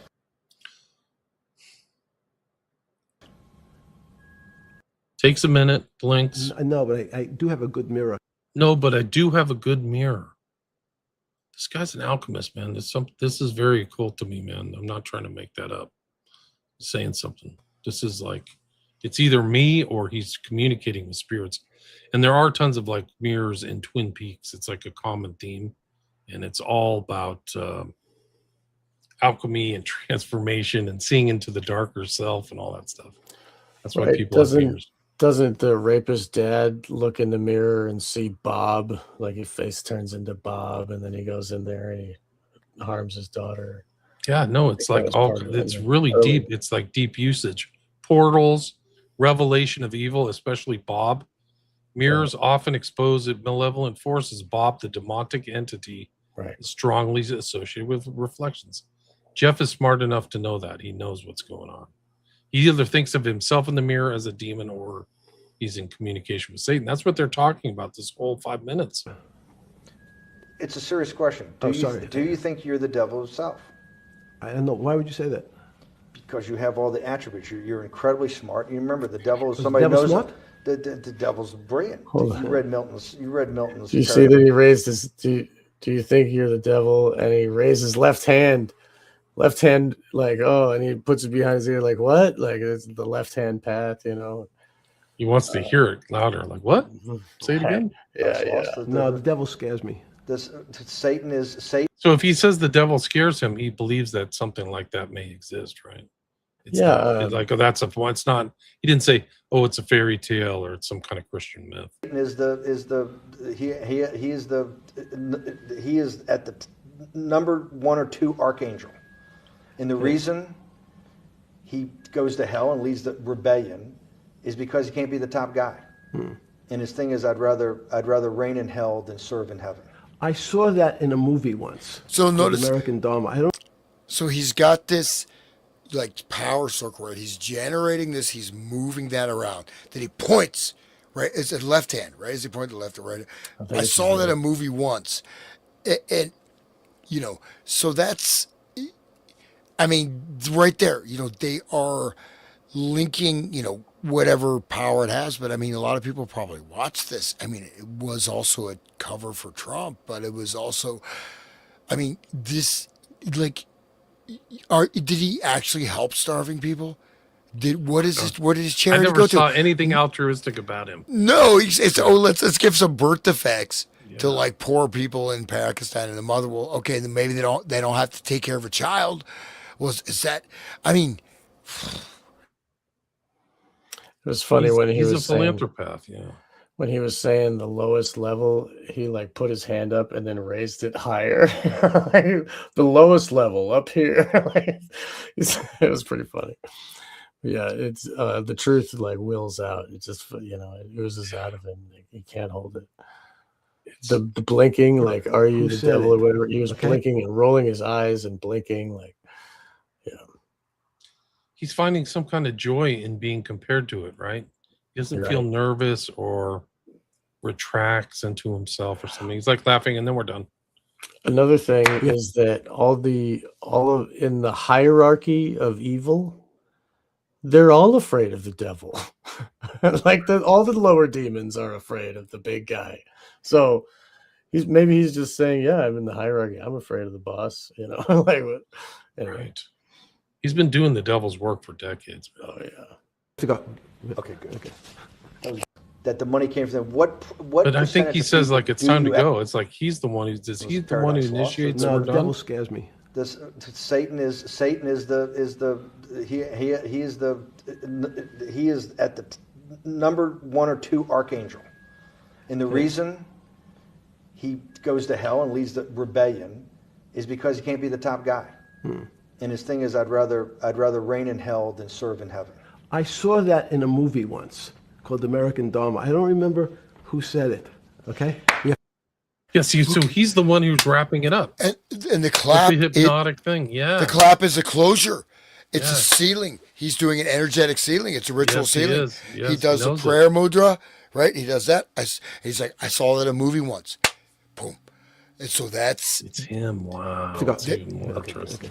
because there's So no. we're done. What does that even I mean? think if you Like, what does that mean? Except serious you say the movie's about Brightbird, right? So he's like, I take it, I sealed, and working is done. I'll walk away. Yeah, no, we can all do that.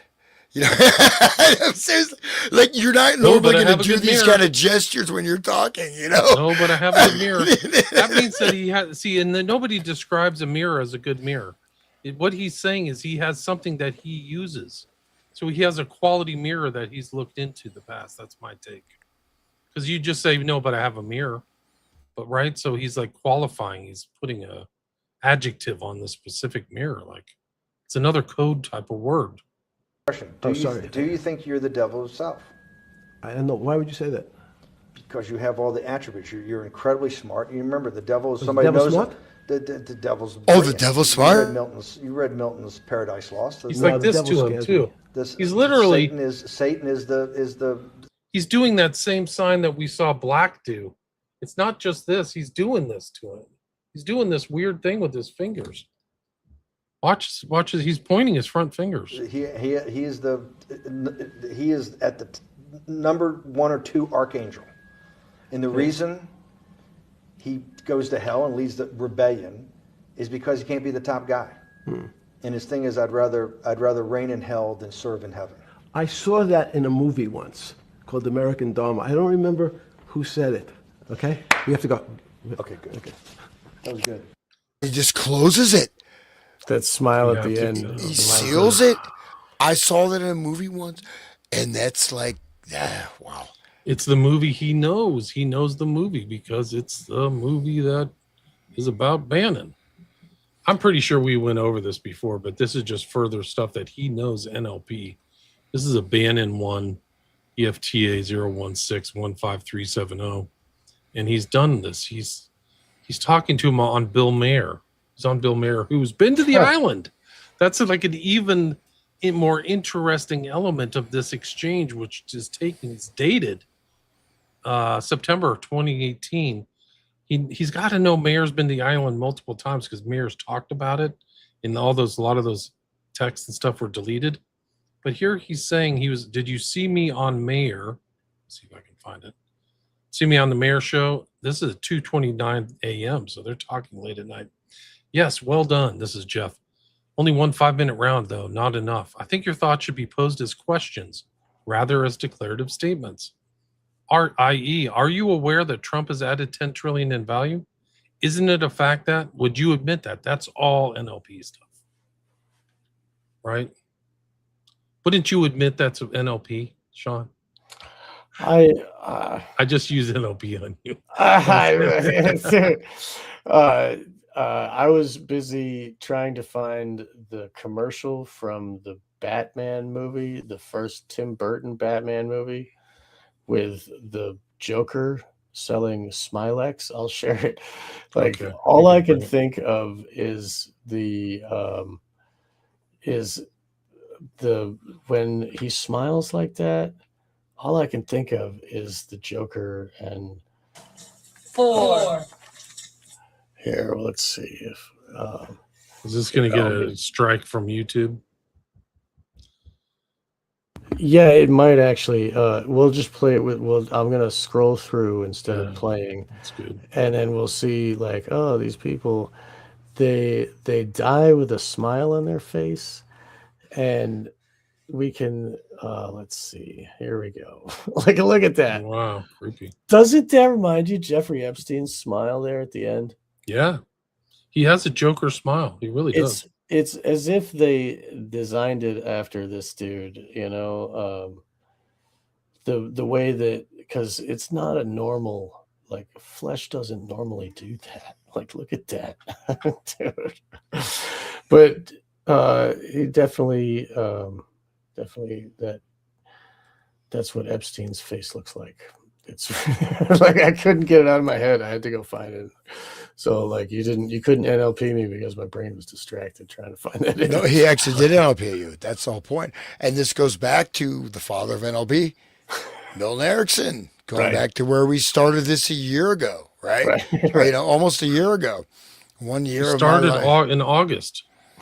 And We've done tons of shows since August, almost every weekend since August. It's like we're June 7th.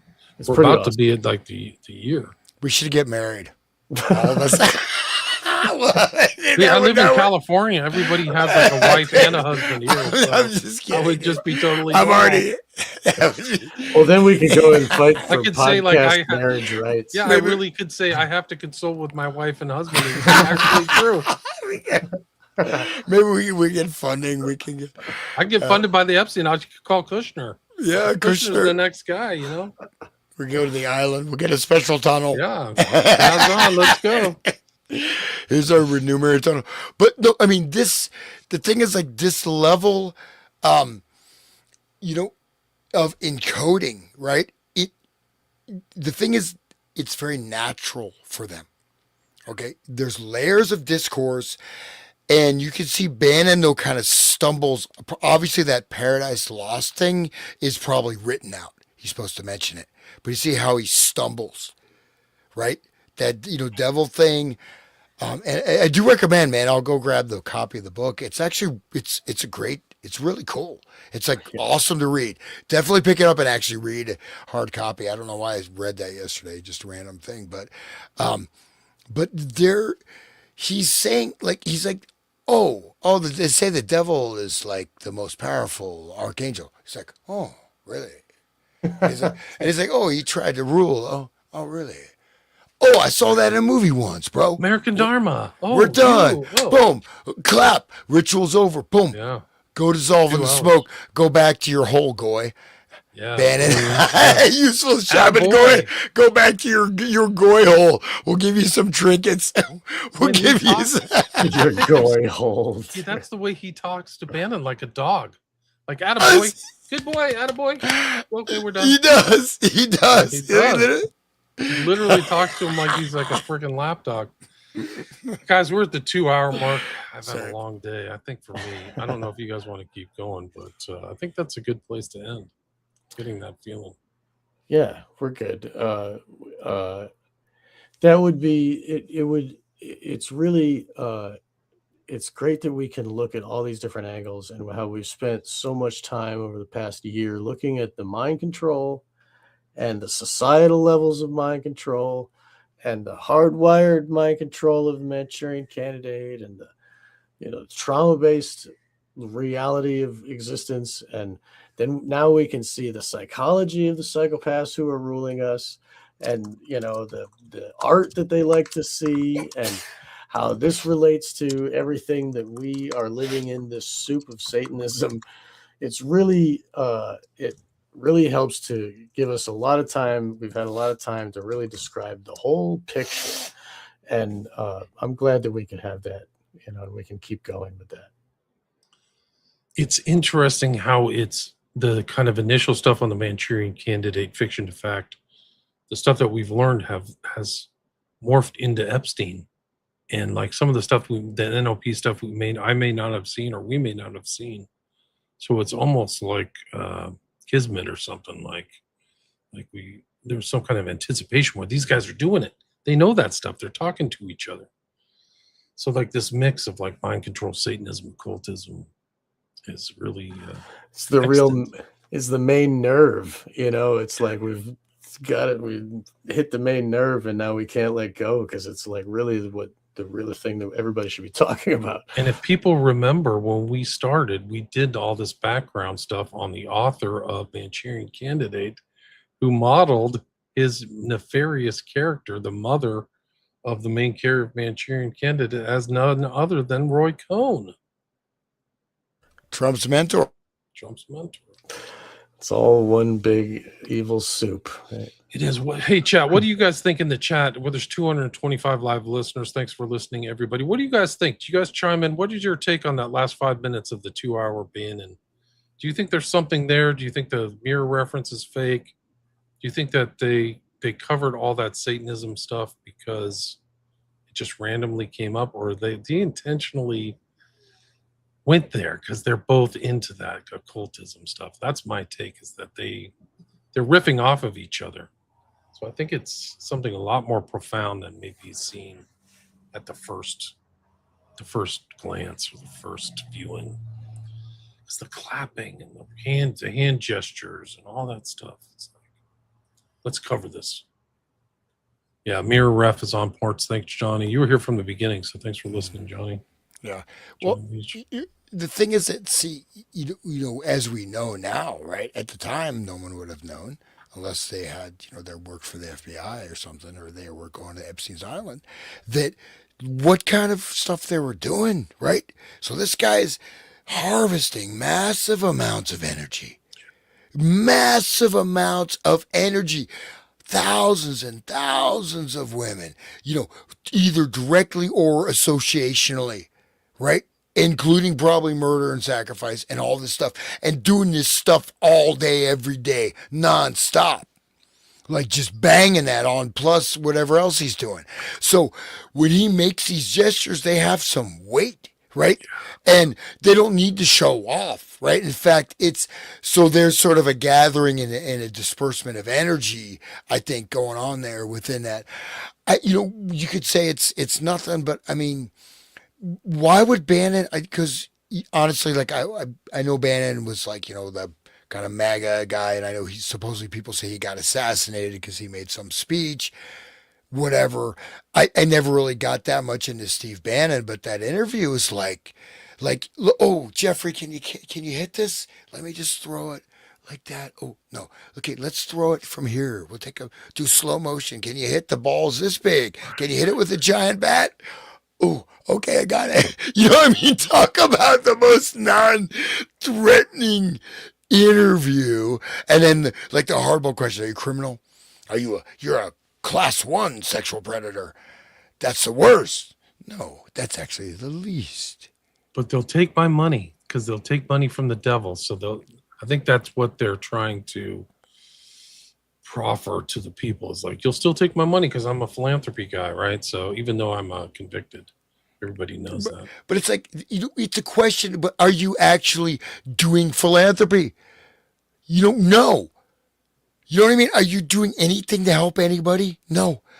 Rockefeller and Kissinger, what is that? That is Club of Rome, right? Eugenics. This is eugenics. This is,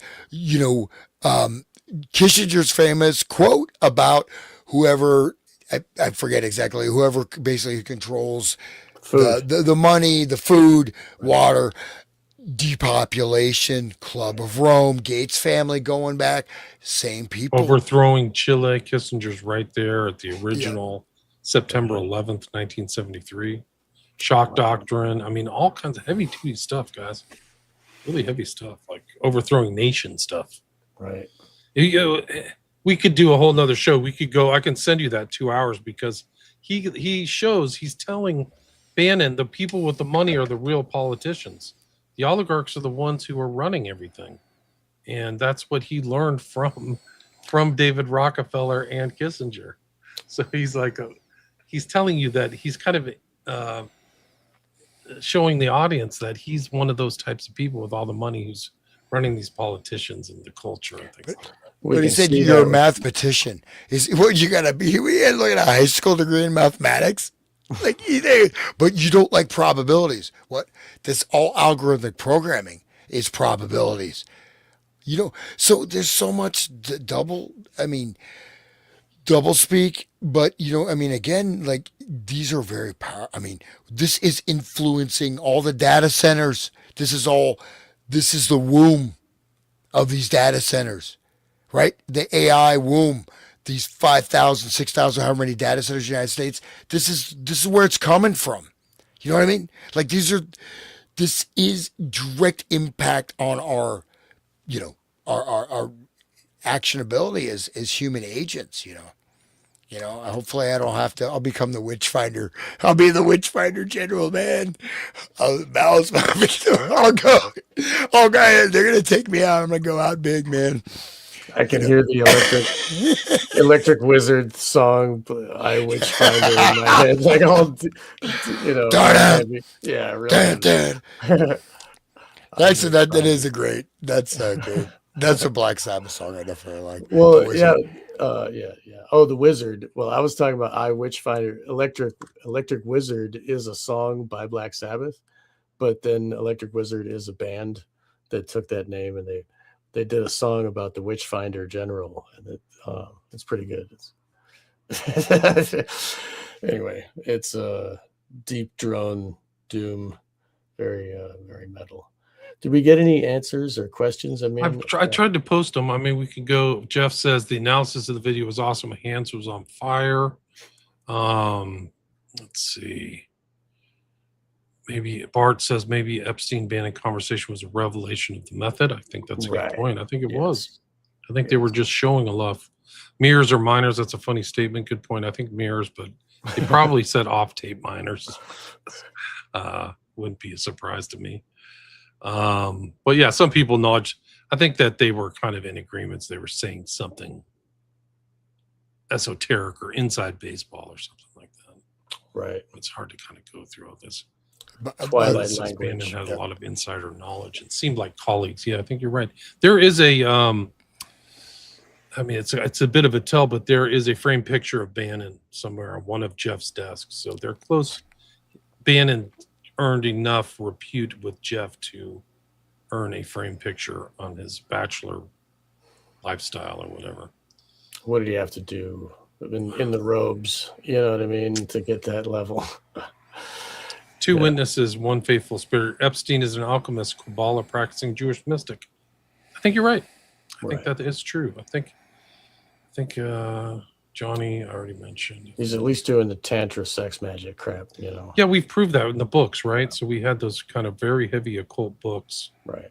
That we did, and Hans talked about tantra. I forgot the author, but I have that guy on one of my old hard drives. He is a creepy guy. I forgot the name of the guy who did the tantra book, but he's super intense, like OTO member, man, like the highest, the highest initiate.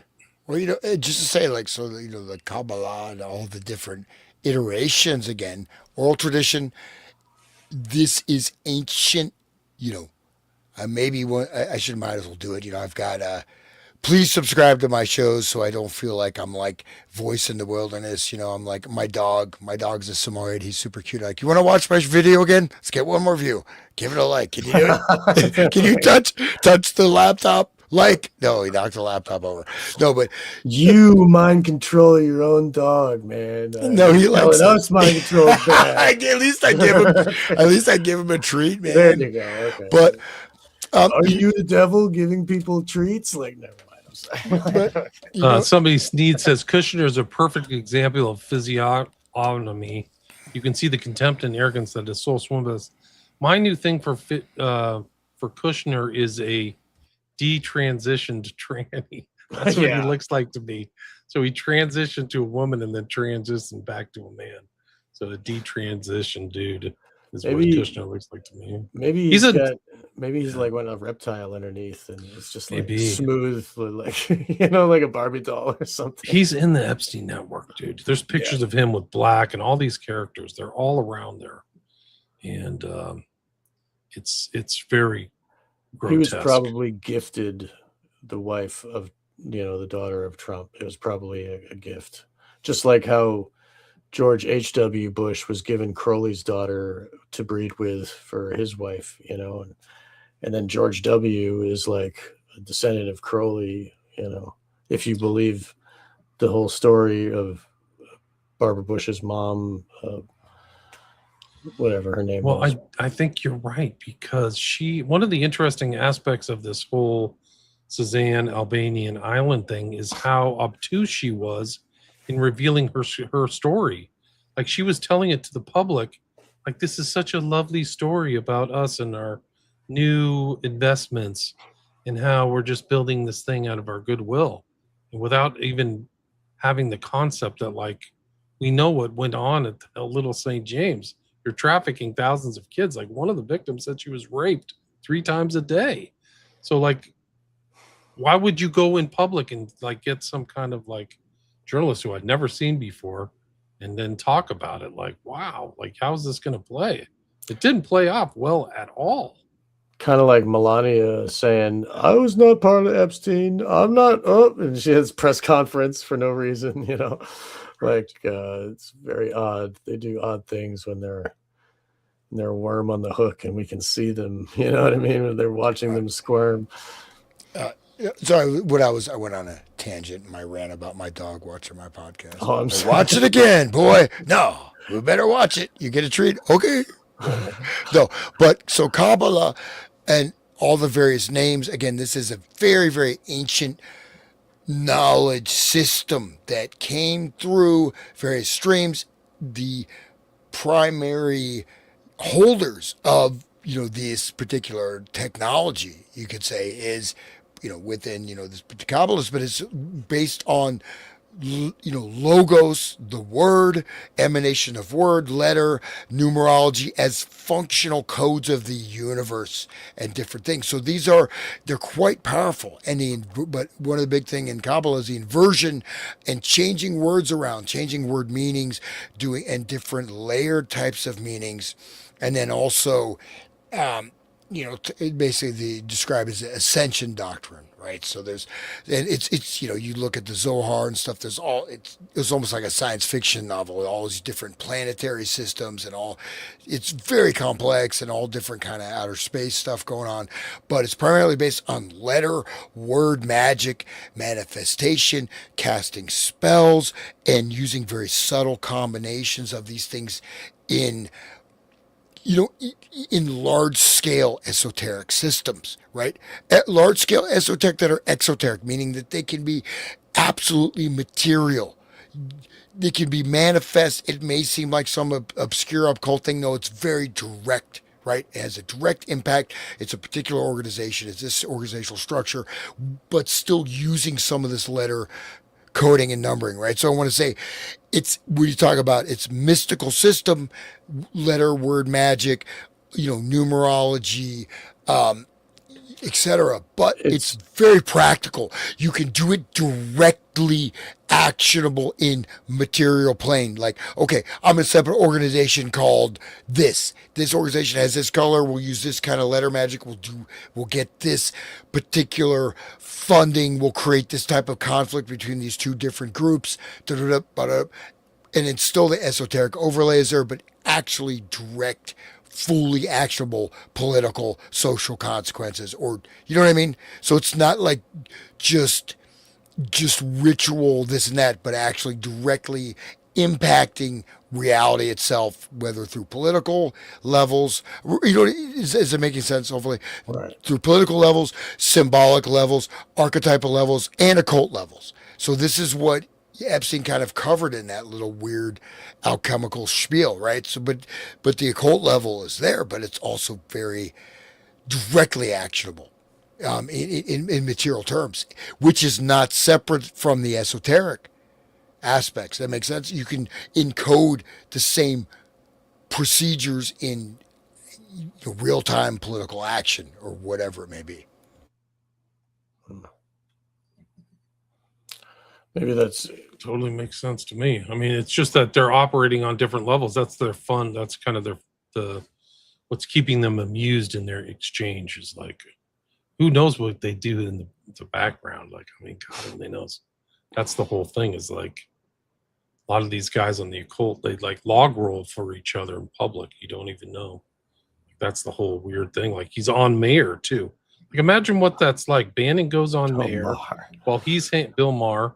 Yeah. And he's chatting with Epstein, and they're both connected to the network.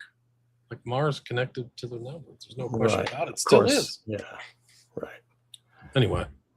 I just wanted to read this one. Lizzie490 said, Barbara Bush's mother, Pauline, After the internet speculation on her sex magic with Crowley, her Wikipedia page was removed. Most information on her was scrubbed. That's interesting. Surprised Pauline Pierce. But that kind of, they don't do that unless it's really true.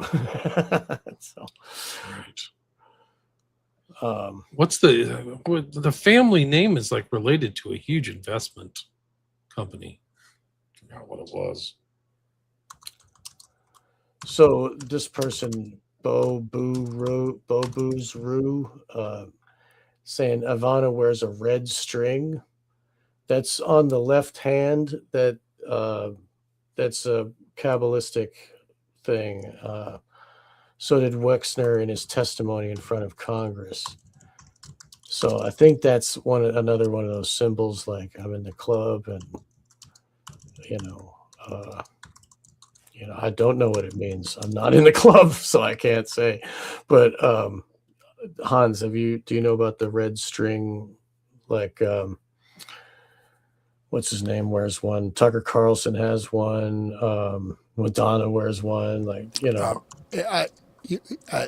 it's a type of initiatory level, right? So it represents initiatory level and also level of type of protection, symbolic connection with the particular level of the practice.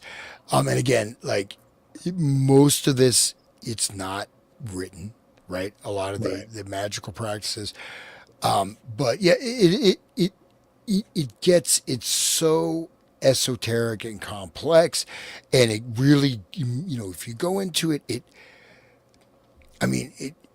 we have a lot of ancient type of cosmological type of things, and but again, it comes down to basic. You're taking the letter number combination, letter number color word, and you're relating these energetic polarities, male, female, Sephiroth. Okay, you can use it to traverse to some high, become Adam Kadam, the universal man, God, right? And basically, again, people don't know, in the Kabbalah, Ein Sof is God. Ein Sof is what? It's the crawling chaos in H.P. Lovecraft, right? God is insentient, just, blah, just everything, just chaos, void, manifesting out of void, like black hole. The man must take reign of creation, must own and control all of creation, all of matter, genetic modification, AI control grid, total control, right? This is how you become the living God, is becoming God by, you know what I mean? So we can see that. But anyways, again, just to understand that, so there's it's not like there's type of spiritual practices or prayer. You're not, maybe you go give someone a piece of bread or something, but you're doing like a spiritual practice. This is like, okay, I'm doing this, and then I'm going to set up these chains of organizations, and I'll create all these. It relates directly to social cultural control, manipulation, agency, and direct material outputs, as well as all these complex esoteric anagrams, language manipulation, and reversals, hidden meanings. Right? You have juxtaposed meanings, right? You have, layers, 1, 2, 3, 4, 9 layers of meaning. So it's quite a, again, these are, everything in creation obeys laws of mathematics and all this stuff, right? But you manipulate things, it's a hack. So, okay, that was a little rant on Kabbalah, at least my armchair view. But so, but the red thread means it's initiatory. I think it represents a connection with a goddess, right? With the female goddess energies. Tanit or whatever, right? And it's like the hangers-on level of the Hell's Angels. Like they buy the T-shirts and they bring their money, But it's not like, it's not some priest or whatever the hell. That's good. So Madonna's a hanger-on, and so is Tucker. The recent one, when he was on with Sean Stone, my understanding is both of them admitted to being Masons. Right. But then, that's like if you're if you can prove that you can keep a secret, I think that's what that whole thing is like, can you prove you, and then you get tapped on the shoulder, and then everybody else gets their people from the Masons, like just like how the larger cult of Satanism gets their satanic worker bees from the Levian cult. They use them as an aggregator, finding all the psychopaths, and so it's like aggregating all the people that can keep a secret and will like be loyal to their brothers instead of their wife, or like not real brother, but like a fake brother, anyway. Right. I mean, Tucker's secret society connections are not really disputed, guys. Pilgrim Society.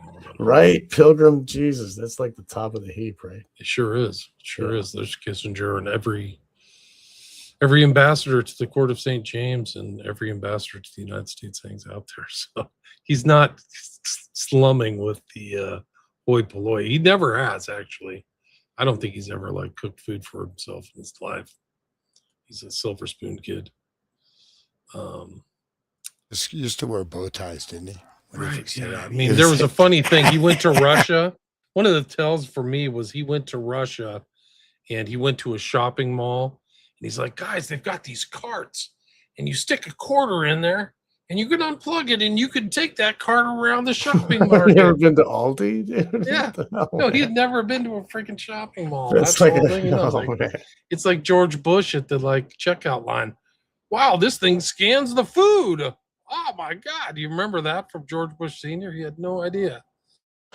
Yeah, and their main king guy doesn't even squeeze the toothpaste onto his brush, Right, I'm surprised he even holds the brush while it's being He may not even wipe his ass now. Well, no, they got the groom of the stool. Groom of the stool checks out King Charles II's grunts. Oh, my king, excellent work. There's I think I showed you guys the clip where he wouldn't even move the ink from his pen. He's like, get over here. Move this stuff for me. Peasant. Yeah. Don't you know who I am? All right. It's probably because it's all poisoned, right? Everything's poisoned. Well, I mean, paranoia, right? I mean, I guess I just have a very different lifestyle from that. But it's like you have all this money wealth. Like, what are you gonna just do? I mean, is this you want to do evil with your life? I mean, you just want to abuse people. You want to live like a bitch. You can't even lift up your own pen. Like, be a man, dude. I'm sorry. I mean, what? I just find it like it's really there's such a weakness of character of these people. They're morally weak. They're spiritually weak. They're spiritual friggin' worms, man. And I'm crawling out of my goy hole and I'm going to crush them. Yeah. No, I was kidding. That's what Epstein said in jail. I'm a coward. I'm Jewish. I'm a coward. Like he keeps saying that over and over. Like, I would never kill myself. I'm a coward.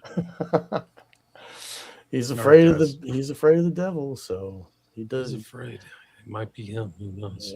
Yeah. Well, he's dead, so be careful, right? Just like what Gates says, like, well, he's dead. So you don't want to summon Jeffrey Epstein from the grave while the Epstein's a haunting. We don't want to. No, but I mean, it's just like this. Again, like, but they encode, they steal away our true potential, right? Maybe maybe you shop at Aldi's, man. Maybe you don't even have a quarter for a shopping cart, but when you get that quarter, you're like, hell yeah, I got a shopping cart. There you go. Like, no, I mean, it's the real people have a richness of life, right? Technically, that these people can never get with all their evil and all their depravity and all their excess. But if you voluntarily lose that, as most people have, then you know what I mean. So then that's the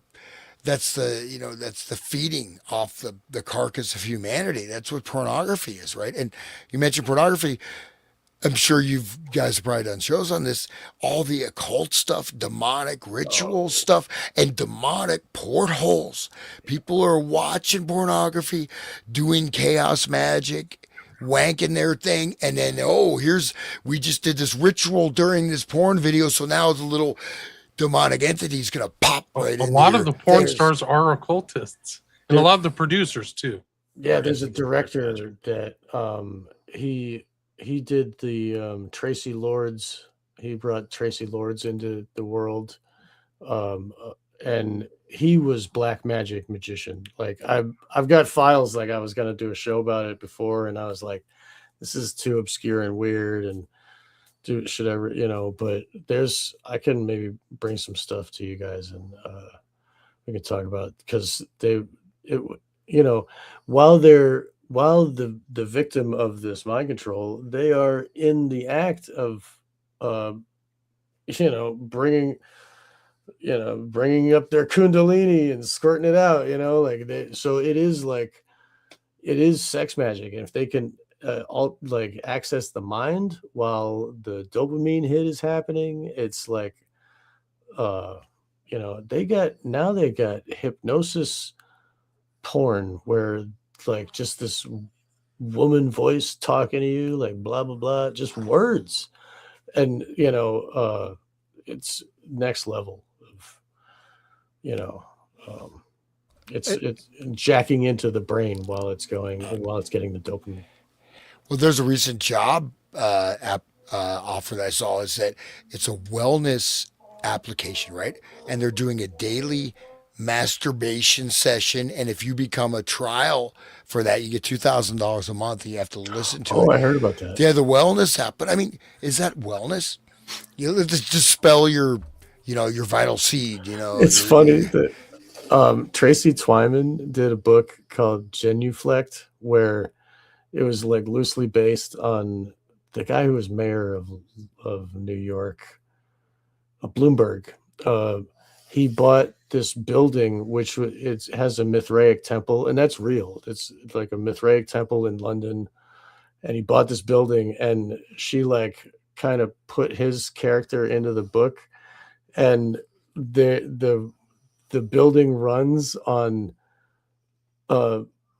like body fluids.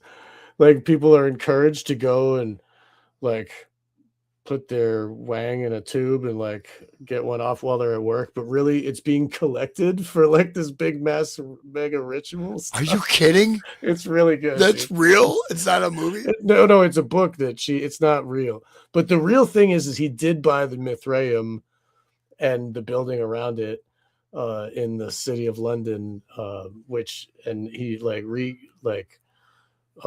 cleaned up the thing down, so it's like you can go down in the Mithraeum and you can do whatever. It's like a big shrine inside of this building that he bought, and she just used that as her to go further with it. It was really funny. But yeah, the building runs on the bodily fluids of the workers, and but it's like draining off of them their like actual physical loosh, you know what I mean? And that powers the lights of the building, and like it's this new like the next level of green energy. Like sex magic. Anyway, it was really good, and I just want to bring that up. I thought it was funny. I need to wrap it up, guys. Yeah, I'm sorry, guys. It's been too long, but thank you guys. Appreciate it. Thanks for having me. Everybody should visit WilliamRamseyInvestigates.com. Patreon too. William Ramsey Investigates. Post a lot there, ad free, so you can check out some stuff. I've got some stuff on the horizon, the near horizon, so you can check that out. Awesome. Post a lot of stuff that I don't post in public there too. Good. That's great. Well, thank you for joining us, and sorry for taking so much of your time. It's all good. No, we're good. Yeah, we made it 2.5 hours, guys. It's pretty. That's great. Where can people find you, Sean McCann and Hans? The Resonant State Podcast, BitChute, YouTube, Rumble, Spotify, and Donald Trump's personal web feed. If you ever hack it, he's one of my biggest fans. No, yeah, I think that's it. YouTube, BitChute, Spotify, Rumble, and on One Great Work Radio Network. Thank you guys so much for listening. Please support our work in these wonderful warriors of the spirit here. It will carry you through the end times. At least we're the three horsemen of the apocalypse. It sure feels like we're accelerating there, guys. I mean, we haven't had the gas prices hit yet, but this election in LA that happened today was flat out stolen, man. Oh, They freaking stole it right from Pratt. I didn't even know. Wow, yeah, no, it didn't was look. like the likelihood of those votes. So there were three contenders: Bass, Pratt, and Nithya Raman. And the girl on the bottom received 25% or something of the votes, and he had 30, and the Bass had 35 or something. And then all these votes came in today, and the bottom runner got 40 or 30, 45% of those votes, the mail-in votes, which is very different than what the average was, like, of people actually voting. And she had enough to like become the second runner. So she elbowed basically Pratt out based upon the so-called thing. And then people are like, well, what's the likelihood of those small amount of votes with 40% going to her? Because they didn't go for Bass. That's the whole thing, is they omitted Bass. Like, there should be that same distribution roughly as what was reflected in the real vote, if that makes sense. So the likelihood of this Nithya Raman, somebody like ChatGPT or Grok calculated it as like point infinity one. Like, it's just not possible.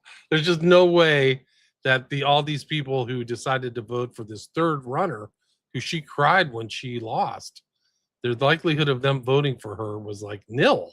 It's just not even. It's not even statistically plausible. Like, and the mail-in voting is so easy to fake. Just incredibly easy. Right. So it's just a big scam. I mean, it's where California is a third world country, man. It really is. It's really terrible. Like, the roads don't work, and you're run by idiots and super corrupt. And there's like an $80 billion train that runs to nowhere. Like, I mean, I'm not kidding. Like, it's just that's like funny. There's literally in Manteca in Central California, there is just like a bridge, and that's all they have to. That's all they have to show for it. Like, it's crazy. But at least Bill Gates is going to help you guys out with his healing mosquitoes or alphabet, right? You got to so that'll reduce the population at least. This is the prompt. This is the prompt to ask Grok. What is the statistical likelihood that 40% of the votes from a new batch of ballots go to a candidate who received 24% of votes from all other batches that represented 95% of counted electorate? Give me the percentage odds. Response: extremely low, on the order of 1 in trillions or smaller. Effectively near zero under naive random model. Quick setup for calculation results. Expect Ramon votes in a 60,000 batch at 24%. Observe 14,000. Observe 24,000. 10,000 more than expected. The probability of this extreme outcome is less than zero. Numerically underflows to machine zero in standard libraries. It's -1. I mean, what they said. This is a 80 to 80. If you know statistics, you know how bad this is. This is an 80 to 85 sigma event. Oh my God. In context, a 5 sigma a 5 sigma event is already a 1 in 3.5 million rarity.